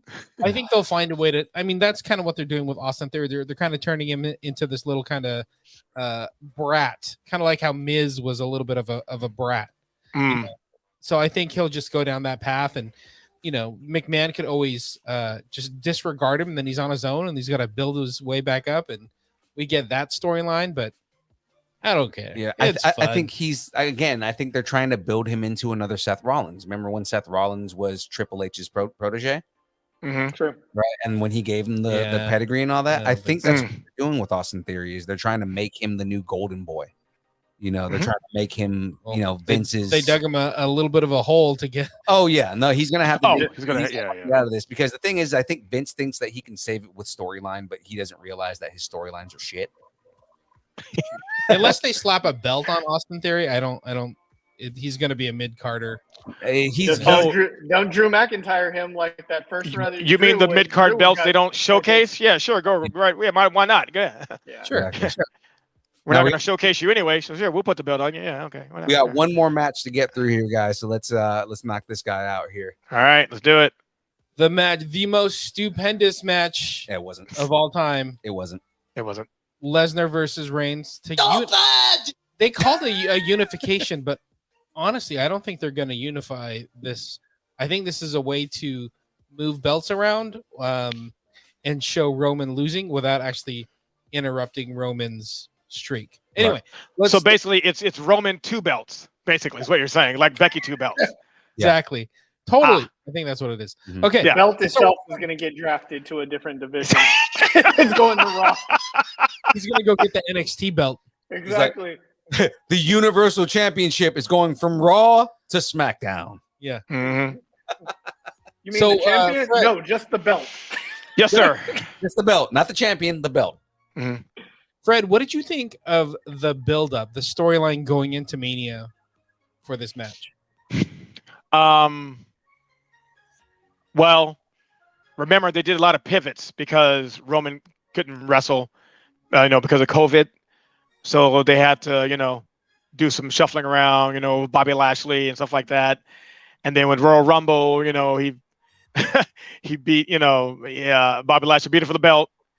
He retained his title, and then he entered the Rumble. So they want to do a Roman versus, Brock Lesnar. That was going to happen. Mm-hmm. The belt versus belt thing, I think, was kind of last minute. So the build up to WrestleMania, to me, was boring because we knew in the end Roman was going to retain, the title. We didn't know the Universal title was going to be connected at the time. So during the build, I'm like, okay, well, they're staggering this because we've seen them wrestle before. I've seen little bit better matches between them in the past. Mm-hmm. So the build up to me was, the idea of the unification piqued my interest. Okay. But, so that sort of helped. But in the end, we don't know if it's going to be, if they're going to put the belts together. So the build up to me was kind of meh. I mean, we know Brock Lesnar is a part timer. We know Brock was not going to beat him at WrestleMania. We knew this. So the only thing that was cool with the build up was Brock Lesnar's character being just Brock Lesnar, the farmer, just him being more comedy on the mic. Farmer things like Lesnar. that. Yeah, exactly. Yeah, that was the only thing that was cool because Roman Reigns was doing his Roman stuff. That didn't change. So the buildup was, it was eh. The unification was the only intriguing thing about this buildup. 3 or 4 weeks in. Yeah. Yeah. Everyone knows famously I hate Brock Lesnar, right? Oh yeah. This It's a well-known fact, Charlie, that Philippe doesn't like Brock Lesnar. Yeah, everybody knows I don't like Brock Lesnar. From there were many days in the Genius Room we were talking about how much Philippe hates Brock Lesnar. Yeah, I've always hated Brock Lesnar. This is the first time that I've enjoyed him. Mm-hmm. Is him just being funny on the mic and him not being this stupid, just I'm unstoppable character, where it's just right. I do 2 moves and that's it. Like he's always been boring to me. He's never. Everybody talks about how but he's so powerful and no, he's not. He got the shit kicked out of him multiple times in the UFC. So for anybody to say that he's unstoppable is bullshit. Lies. I've seen people punch him in the face. So I mean, I've never liked the way that they build his character. For him to lose Paul Heyman and then just come out with this Farmer John character and be stupid funny. You know what I mean? Like the best part of this match was Paul Heyman introducing Brock Lesnar. And then yes. Taking the mic and introducing himself. And that was 500 times funnier than anything I've ever seen Brock Lesnar do. Was not expected because that's Paul Heyman's shtick. That's his thing. Right. That's what he does. And then Brock said, no, F this. I'm going to one-up you. I'm going to introduce myself. Yeah. Exactly. I mean, that was, yeah. And like Jester's saying is this character is supposed to be closer to who Brock is in real life. I've heard stories about Brock Lesnar being super funny in the locker room and, people actually liking him and things like that. Like he's a very likable guy, but his character is very unlikable. Right. I guess the job is to make him unlikable. But I mean, for me, it was never that his character was unlikable. I felt like he was unlikable. I didn't like that. He never gave me any match that was satisfying. I was never satisfied with the Brock Lesnar match. Anytime he's the equivalent to Goldberg to me, where everybody complains about Goldberg has 2 moves. Brock Lesnar has the F5 and does 30,000 fucking suplexes, and then all of a sudden he's cool, right? No, that's boring as shit to me, right? This match in general, I thought was good. Up until the ending, right? This match, there was a lot of storytelling going on. The match was actually really good, and I was enjoying it up until they were like, oh, it's time to end it 10 minutes before the show is actually over. Let's just run a spear and it's over with, right? Right. I felt like there was more that could have been done. I felt like they could have kind of run it to a point where the both of them just beat each other down and Roman just win. Right. Like I mean, there was that rumor. I mean, it was not a rumor, but obviously Roman got injured on the shoulder or something when he had him in his Kimura lock. Exactly. Yeah. So like something could have injured though. Well, he was fine on Monday Night Raw. He was like, they were saying that he did like what I was saying, I was calling bullshit was twice he picked that belt up over his shoulder. Right. Yeah. Right? If your shoulder came out, you're not picking up a belt. What is it, like a 5-pound belt over your shoulder? Picking up anything. Anything was fine. Yeah. You're not picking anything out of your shoulder if you had your shoulder pop out of your socket. You see him, yo, Jimmy, can you hold my soda for me? Like, thank you. Just pour it. Thank you. When he was on the ground, he's like, it popped. Yeah. It's out. It's out. It's out. It's out. And then when he got up, he grabbed the rope and did the yank and put it back in place. Because I noticed he picked himself up a couple of times, and it's like if you really popped your shoulder out of place, you're not picking yourself up like that. Yeah. So you think that was just part of the storytelling? You think that may have? Possible? But that could explain why they ended it like they did, because it ended 15 minutes over early. Yeah. Right, because it ended at 45, and it's like there's still 15 minutes. Why are they ending it right now? Right, so it could be that he really did get injured. Is Stone Cold coming out again? Yeah, I was like, is Stone Cold? Yeah. See, like in my head, I was thinking like, oh, they ended it 15 minutes early. That means The Rock's going to come out. Did you know that's what I thought? Yeah, I know. Well, that's what I thought. Remember, it did the it had the watermark at the end, the bottom right-hand corner. As soon as I saw the right third, but then it went away and it kept going. So I'm like, okay, maybe something's gonna happen, like, if you smell whatever, which everybody's waiting for, and then it faded out. So. Yeah, I was expecting The Rock to actually come out and cause a double DQ, so everybody keeps their titles. What? And that would actually make sense. What? I was like, all right, they won't unify, especially when I heard that they weren't gonna split. That they were keeping the brand split. I'm like, well, then the unification title is useless. Right. So maybe we'll get to see The Rock do this thing again, where he's gonna come out, cause a DQ. Monday night, we're gonna see The Rock be like, guess what we're about to do?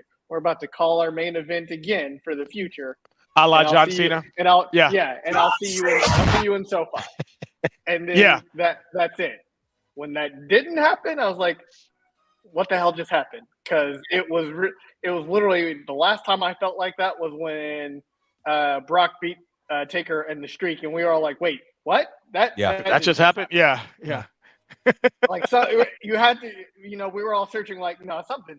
What happened? Who's injured? There's a miss something here, because that was too quick for And then you find out the backstory, like, okay, Taker was hurt, but it was like I thought it was a good build up. I predicted, I told you guys in our group chat, like on right after day one, I was like, when Brock won, I was like, oh, he's gonna lose to Lashley and then enter the Royal Rumble. And I'm trying to remember. I was like, he's gonna do the Becky Lynch spot. And That's what, like, let me go in. And he did that. So I was like, all right. And then, the back and forth build up, the COVID, I'm like, all right, they've already told us what we're getting at Mania. The question is, what road are you going to take us down? Right. I was okay with the road they took us down. And I think everything, even with the house shows, the Madison Square Garden spot that they televised, that little thing, I was like, okay, I'm liking. And normally this formula says when you're beating on Brock, that means the babyface is about to come back and win. The fact that he didn't, I was like, oh, all right then. Okay. But now, but now it's just like, what do you do with Brock? What do you do with Roman? Yeah, but he said it was a part-timer still, so the match was good. Yeah, they need to. They need to. I know. They need to expand on this Brock Lesnar. Maybe he goes up against Lashley. They start doing more him and Lashley. I would love that. I do think that they dropped the ball with the old storyline of Lashley and Goldberg. I think they need to bring that back. That makes Goldberg interesting, especially when they try to get him over all the time and they can't do it. Right? Goldberg's son joins MVP and Omos. Oh, that'd be sick. I honestly don't think Goldberg has won a match recently on his. No, he hasn't. He's been jobbing out to everybody, so it's kind of like, what are you bringing him back for? Well, I know he's coming back, but it's like, what are you bringing him What's back the point? for? Yeah, because he's not putting anybody over. Yeah. The point is, it's that Vince McMahon mentality that Goldberg is strong and he is a beast. If the character we want to put over can beat Goldberg, then that means that he earns Goldberg's respect, and that means that Goldberg is, because they beat Goldberg, that it means something. Is the mentality that they have with that? When in reality, when it comes to the fans, we don't give a shit.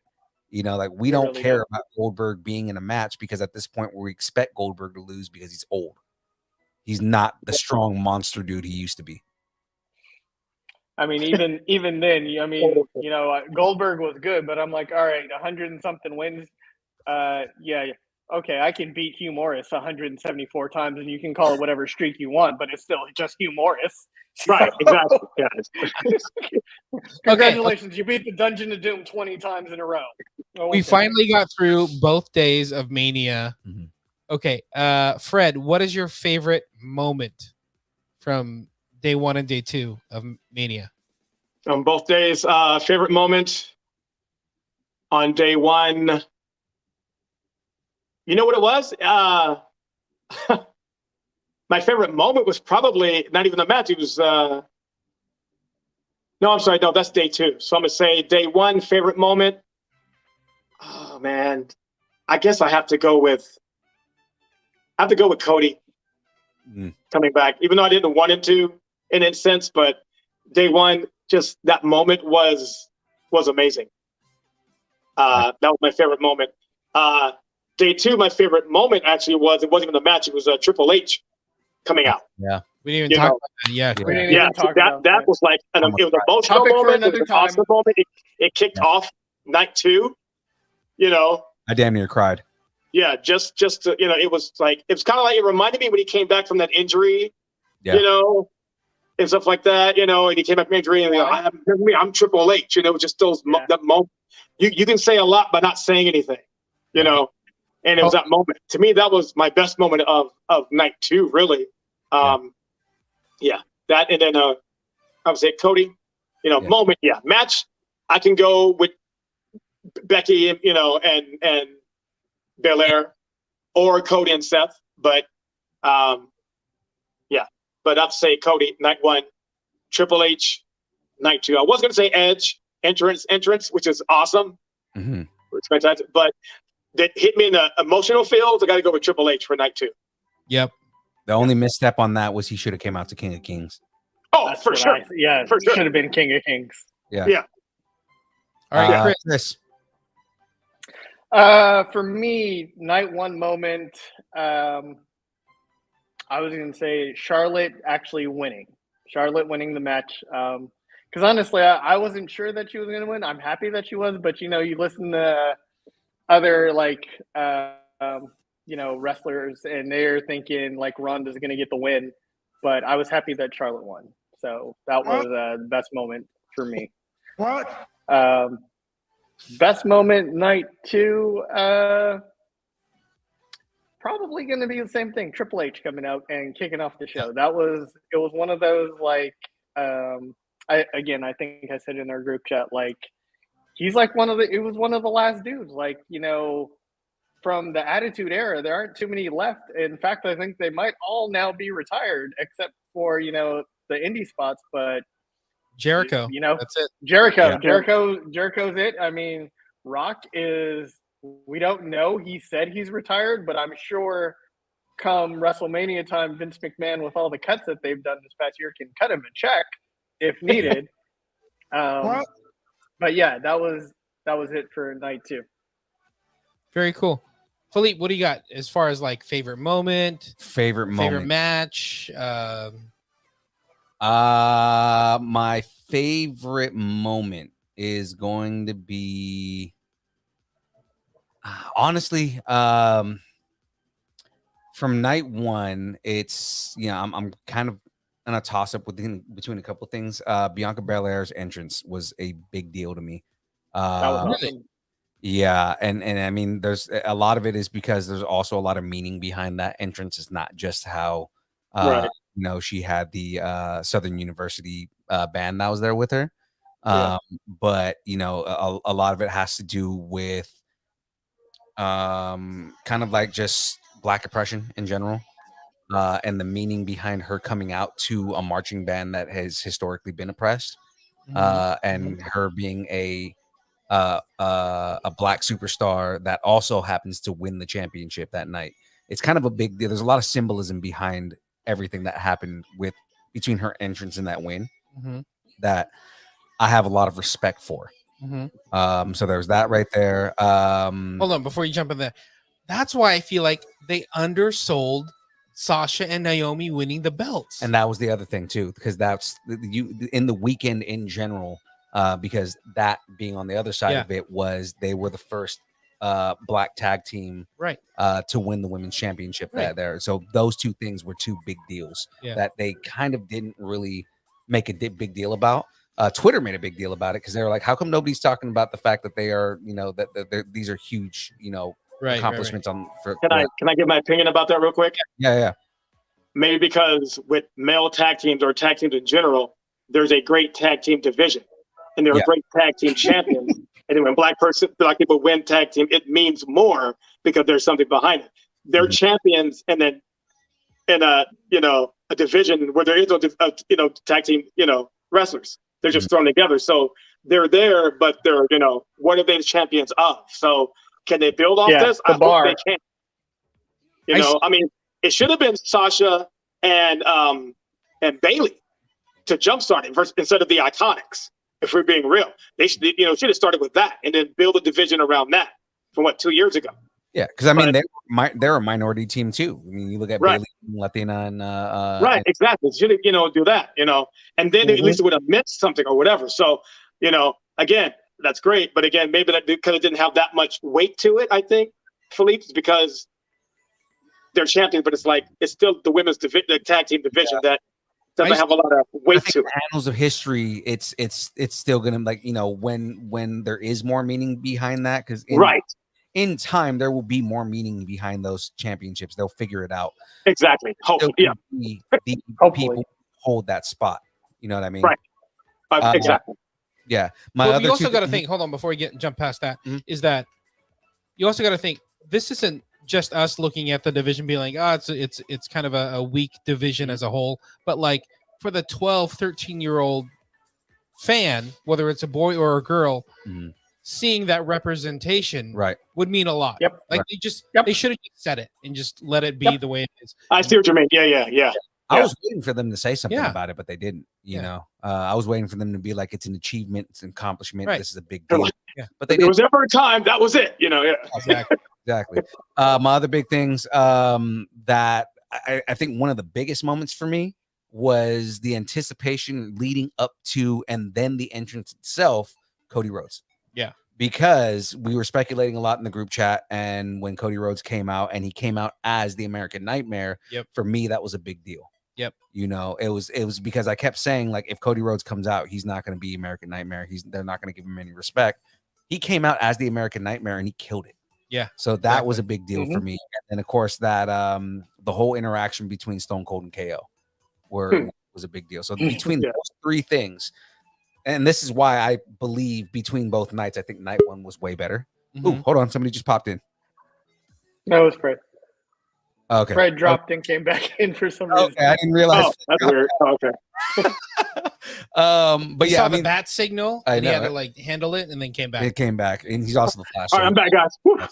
But yeah, those three things I felt, kind of solidified that night one was a way better night, right? It was just better booked, and aside from like the beginning of everything, but I mean, like I think night one was much better. Night two, the Jackass stuff was probably a highlight for me. It was fun. Right. And then Edge and AJ were probably the only Edge, AJ, and Pat McAfee. The first half. Yeah. I felt like the way that the crowd got over on Pat McAfee was well deserved, and he put in the work, and it was really good.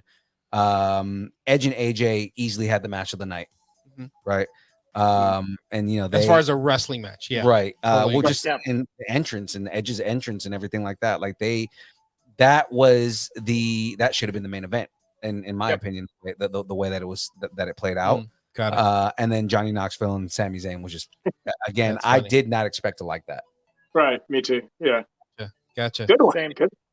I'm gonna ask for predictions from all you guys. Like, give me one or two predictions that you have. But like, my Mania moment, and I'll give you a chance to kind of think about it. My Mania moment was definitely the Cody entrance.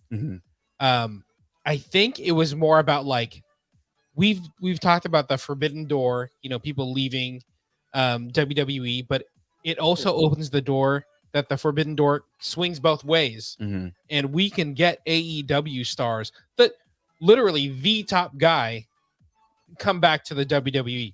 So to me, that tells me that WWE is like looking at AEW, looking at talent, and be like, all right, let's see what we can do. The way you mean the t-shirt company that's not a competition? That division you're talking about? Yeah, that one. That one. Yeah, they can find. Okay. Yeah. All right. They can find a way to make things happen, and they're looking at AEW. They're looking at the talent and saying, like, all right, we can probably lure some people back, and maybe in a weird way, that's WWE's move. Like, who's top guys? Maybe we go after the top guys instead of trying to build people. Let's go after some top guys. Like, I would never have thought Cody Rhodes to come back to WWE ever. Yeah. The vice executive president of AEW, the founder, I would never come back. So anything can happen now. Right. Jericho coming back. Jericho supposedly is coming back, but I mean, Undertaker said never say never. Yeah. But see, Jericho, he's always had like a revolving door because he always leaves and comes back and leaves. Right. Yeah. Maybe make it Daniel Bryan back or Bryan Danielson. I don't think forgot which Daniel one is Bryan will which. come back because I think I think they never burned too know. many bridges with him. Hey, That's Brie was there at Mania, so they're still good. Well, but the Bellas are still good with the WWE. Yeah. That doesn't mean that her husband is. Yeah, I will. Yeah, that's maybe she weird. just wanted to go to a dynamic that show. They play like that. Yeah. Yeah, you know who's they'll, never going to come back to the WWE? CM Punk, because he hates all those fuckers, man. He hates all those Well, people. that's for sure. Never say never. Okay, Chris. No, I'm saying never on that one, but go ahead. I'm agreeing with you on never on that Okay, one. never. Okay, Never. Chris. Never. Predictions. Any Well, predictions coming out from WrestleMania here? Okay, Chris. Trying to think. Prediction will be Becky Lynch gets her title back at SummerSlam. Oh, okay. Bold move. Gotham guy, what you got? I will say that within a month we'll have a full faction. Within a month to 2 months, I'd say a full faction of Edges, New Brood. With Rhea Ripley, Damian Priest, and a couple others we probably don't see. Butch, who knows? But I will see the full faction in full force within a month and a half. That's good. You know who else I see in that faction, in like the Brood faction? Would be Finn Balor, the Demon. Finn Balor the Demon would be dope, but no. All of a sudden I'm forgetting her name. Alexa Bliss. She used to ride in on a tank. What's her name? Shotzi Blackheart. Shotzi Blackheart. I could see Shotzi Blackheart with them. Yeah. Oh yeah. Well, she is kind of a heel. She went heel for like no reason at all. Yeah. Mm-hmm. They're not doing anything with her, but again, You fans turn your back on me. I'm like, you didn't do anything. What are you talking about? What I'm saying is these situations are good ways, are good. This is a good time to take somebody like that and put them in a stable like that, because then you give them movements. Jester G-Man said Tommaso Ciampa. So I can see that him and Edge are friends. They've been talking about bringing him up to put him in that group. But Tommaso Ciampa's been saying for a while that he'd rather stay in NXT. So I don't know if that'll happen. He came out with Triple H during Stand and Deliver, and they had a moment. Mm-hmm. Yeah, I saw that moment on his entrance, almost like farewell to Triple H and farewell to Ciampa, maybe farewell to like NXT Black and Gold, that kind of thing. So they were both crying on the entrance. Yeah, I see, because of Tommaso Ciampa, he was saying he talks about how like people get buried in the main roster, so he'd rather stay in NXT. And he's small. He's small compared to the he's normal a beast, roster, though, man. I mean, but so is Finn Balor. Yep. And Finn Balor beats the crap out of some of the biggest guys out there. Okay, Chris, Double G, we got predictions. Did we do yours? No, we did already. Yeah, they did their predictions. Yeah, but I haven't done a prediction yet. My prediction is I see Cody getting going after a championship. Whether that means he goes after a mid card or they allow him to go after Roman Reigns. I see them, in order to keep him relevant, they need to give him a strap. Mm-hmm. And maybe they give him the IC to make the IC relevant again. That would be good. That would be. Yeah. And that's just giving him a strap to give him a little momentum. So then that way, he'll drop the strap and then go after Roman Reigns, and they can kind of like gauge that. But I think Cody would be smart. It would behoove the WWE. It would behoove it to give Cody a strap, and I think that he deserves it. Given the crappy push he got the first time he was in the WWE, he deserves a decent push this time around. Mhm. My prediction is Agreed. Yeah, I can see that. yeah, and according, like, with all the rumors of the deal that he signed, right? I think my prediction is like within the next maybe 2 months, he gets a title run, whether that is a world championship or he at least gets a mid card title. I can see that. I don't want him to get buried, because remember, that was my worry seeing him come back is I don't want them to bury him immediately and be like, oh, we're gonna, yeah, we brought him back, but we don't think he's gonna get over because WWE doesn't know how to get people over. Yeah. We don't think he's gonna get over, and they put him back in the mid card or they bury him. I mean, look what they're doing to Drew McIntyre right now. Yeah. Drew McIntyre was over as so. I see them. Yeah, no, I see them ruining. Unless it depends on how much creative control he has. But I mean, still, I can see that. I actually, all your predictions I think are very believable.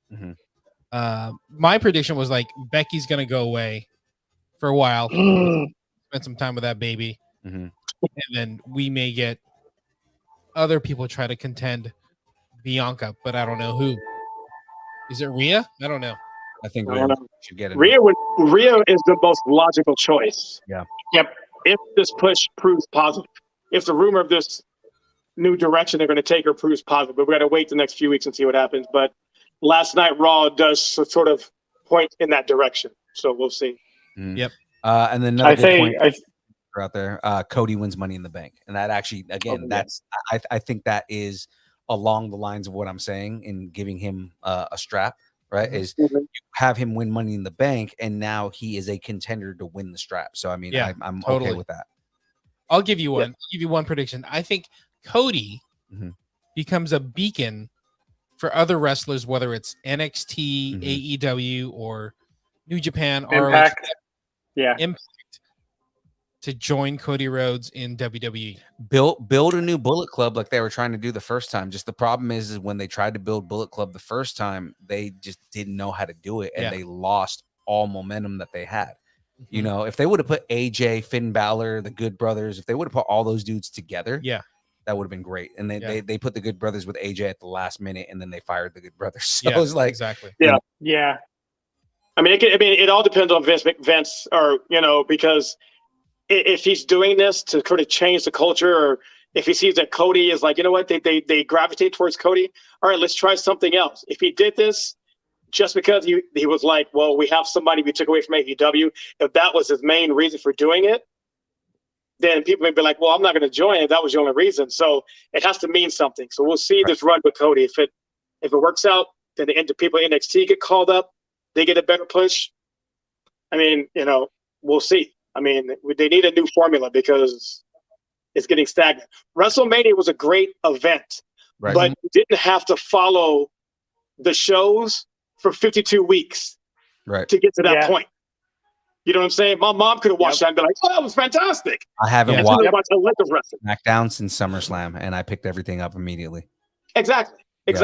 So I started watching at the Royal Rumble. So usually I can tell if it's a good year if I'm watching everything after the Royal Rumble, and I can tell Mania is good. If it looks like I can skip February and March and still get to April the same way I thought it was going to happen. Right. Yeah. You need that Disneyland time, bro. That's what it is. That's what it is. Yeah, bro, you do. Gotta go hug that Mickey. What? Right? What? I like hugs. I love it. I could go wrong in so many places. Oh boy, anybody want to give me a hug? What? Dude, I'm so happy we did this. It was such a good wrestling conversation. Guys, this is It was awesome. Yeah. this takes the cake for the longest show that we've ever done. Yeah, I can going. Yeah, You're and welcome. Glad I'm in the record books. You're welcome. yeah, no, this is a 4-hour episode. We definitely did this very, very, this is the longest episode we've done. Yeah, I just gotta say, like, thank you. Thank you. Thank you, man. Thanks for the invite. Yeah, it's been going on too long. We need to shoosh. What? All right, well, we're gonna start doing our little sign-offs and everything here. So that all being said, guys, Yeah, I'm actually going to change it for tonight because usually I say, give me your pluggables. But what I'm going to say is, Chris, put yourself over. Oh, I don't know if I can. I'm already over in like 48 states. Sell it. Like I said, I'm over. So I don't. What do I need to sell myself for? You can ask about me, son. That's a good heel move. Tell people where to find you, man. What? Tell people Cap where to Calloway? find you. Cap Calloway. You can find me. I don't even remember. I'm on Facebook. Just my name. Instagram. Krishan is awesome. Twitter. I am Le Savior. Stop it! That's rude. That was rude. Oh, wait, no. I hit the wrong button. I meant to hit. Oh, yeah. Sure. All right. Gotham guy, put yourself over. Yes, sir. You can find me on Facebook by my first and last name, Frederick Jackson. But Gotham Guy is my YouTube name. I have a YouTube channel. Not that much content. I've been trying to get a show going for the last 3 years. I'm going to start it. Then I kind of stopped and COVID hit. So I'm hoping that this year I'll turn it around and start my show. But you can go on my channel. Just type in Gotham Guy. You'll see a picture of a drawing of a black kid wearing a Batman suit playing video games. That's my little icon. And I have a little montage of me at Comic-Con, San Diego Comic-Con from a few years ago. And also an Xbox video game montage that I made. Those are my 2 videos. So I'm hoping to add more content in the future. So, wish me luck. That's my goal for this year. So, yeah. That's all I got. Shut up and take my money. All right. James. Put yourself over. If you want to follow me, the only place you can get to me is at Distance Nerding. You should have done your Finkel. Oh, my Finkel? Yeah, do your Howard Finkel. If you want to follow me, the only place to follow me is on the Instagram. What? Distance. Nerding.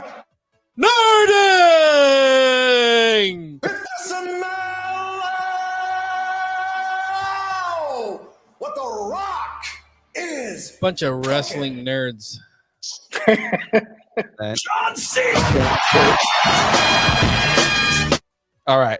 Of course, guys, you can find me and everything we do at Distance Nerding. You can find us on YouTube, Instagram, Twitter, Twitch, Facebook, TikTok. If it exists, what else is out there? MySpace, OnlyFans. It's just pictures of birds' feet. If you're in Boise, come meet us up in the Gem State Comic-Con. Yeah, if you're hanging out in Idaho for some reason. In Boise, Idaho, we'll be there running some panels, having some fun. Otherwise, you can find us every Monday from 6 to 8 p.m. Pacific Standard Time, building Legos or building nerdy things, I should say. I'm building the tumbler from Batman right now. I saw that yesterday, man. I was like, look at this guy. It's starting to look like a tumbler now. This coming Monday, so on was it the 11th? 11th. Yeah, the 11th. We're having Natalie Sky on from Sons of Anarchy. Nice. So she's going to be on, and we're going to be hanging out and getting. She's to know great. her and, She's awesome. Yeah, she's super nice. Yeah. It's like 10 times more fun because we had like a good 2-hour conversation today about like the things that she wants to talk about, and I'm super excited about it. So there's that right there, and then of course every Wednesday you guys can catch us here talking the news and just doing what we do. Hopefully it's not going to be a 4-hour episode like it was tonight. We should have done day 1 and day 2 of this episode. Yeah, I know. Which was better, night 1 or night 2? Yeah, I know. I'm going to break it up, but I mean, even then, I think each episode's going to be like 2 hours. Exactly. But even there, guys, you got to find all of our social medias. Thanks for watching. Don't forget to like and subscribe. All right. So that all being said, guys, I think I got lost for a second. We're guys, yeah. We're guys. Actually, I'm taking up James's spot. Go ahead. Have something you want to discuss? Tell us what you're nerding out on in the Distance Nerdington post on Facebook. What? Facebook. That's all you got to do. And if you want to get more wrestling news, make sure to check out Jester G's podcast, WWE Setting the Stage. What? When did you say it was going to be on? Next couple day or two, the WrestleMania recap show. Yeah, he said he has something in the can waiting There to come you go. out. So Boom. Yep.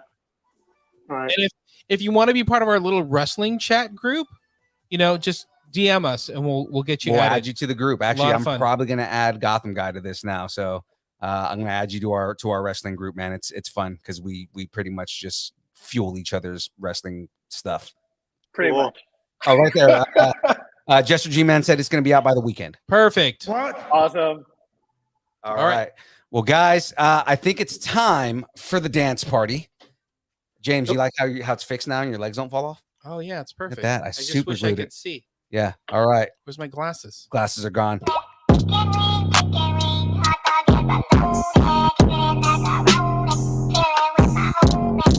That was an accident because I had it on the wrong one, but Just fake it. Sell it. all right. Start here.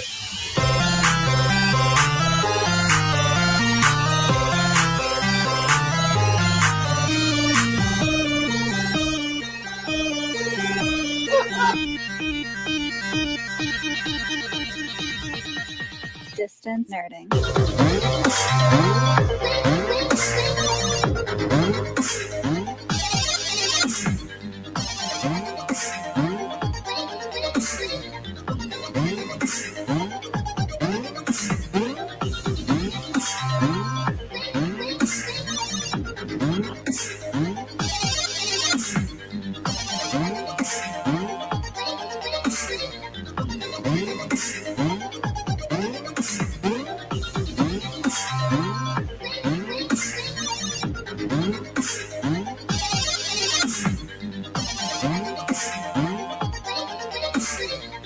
Welcome to WrestleMania. Cream rises to the top. Oh yeah. Dig it, Dig it, brother. Step into it, Slim Jim. Beat me.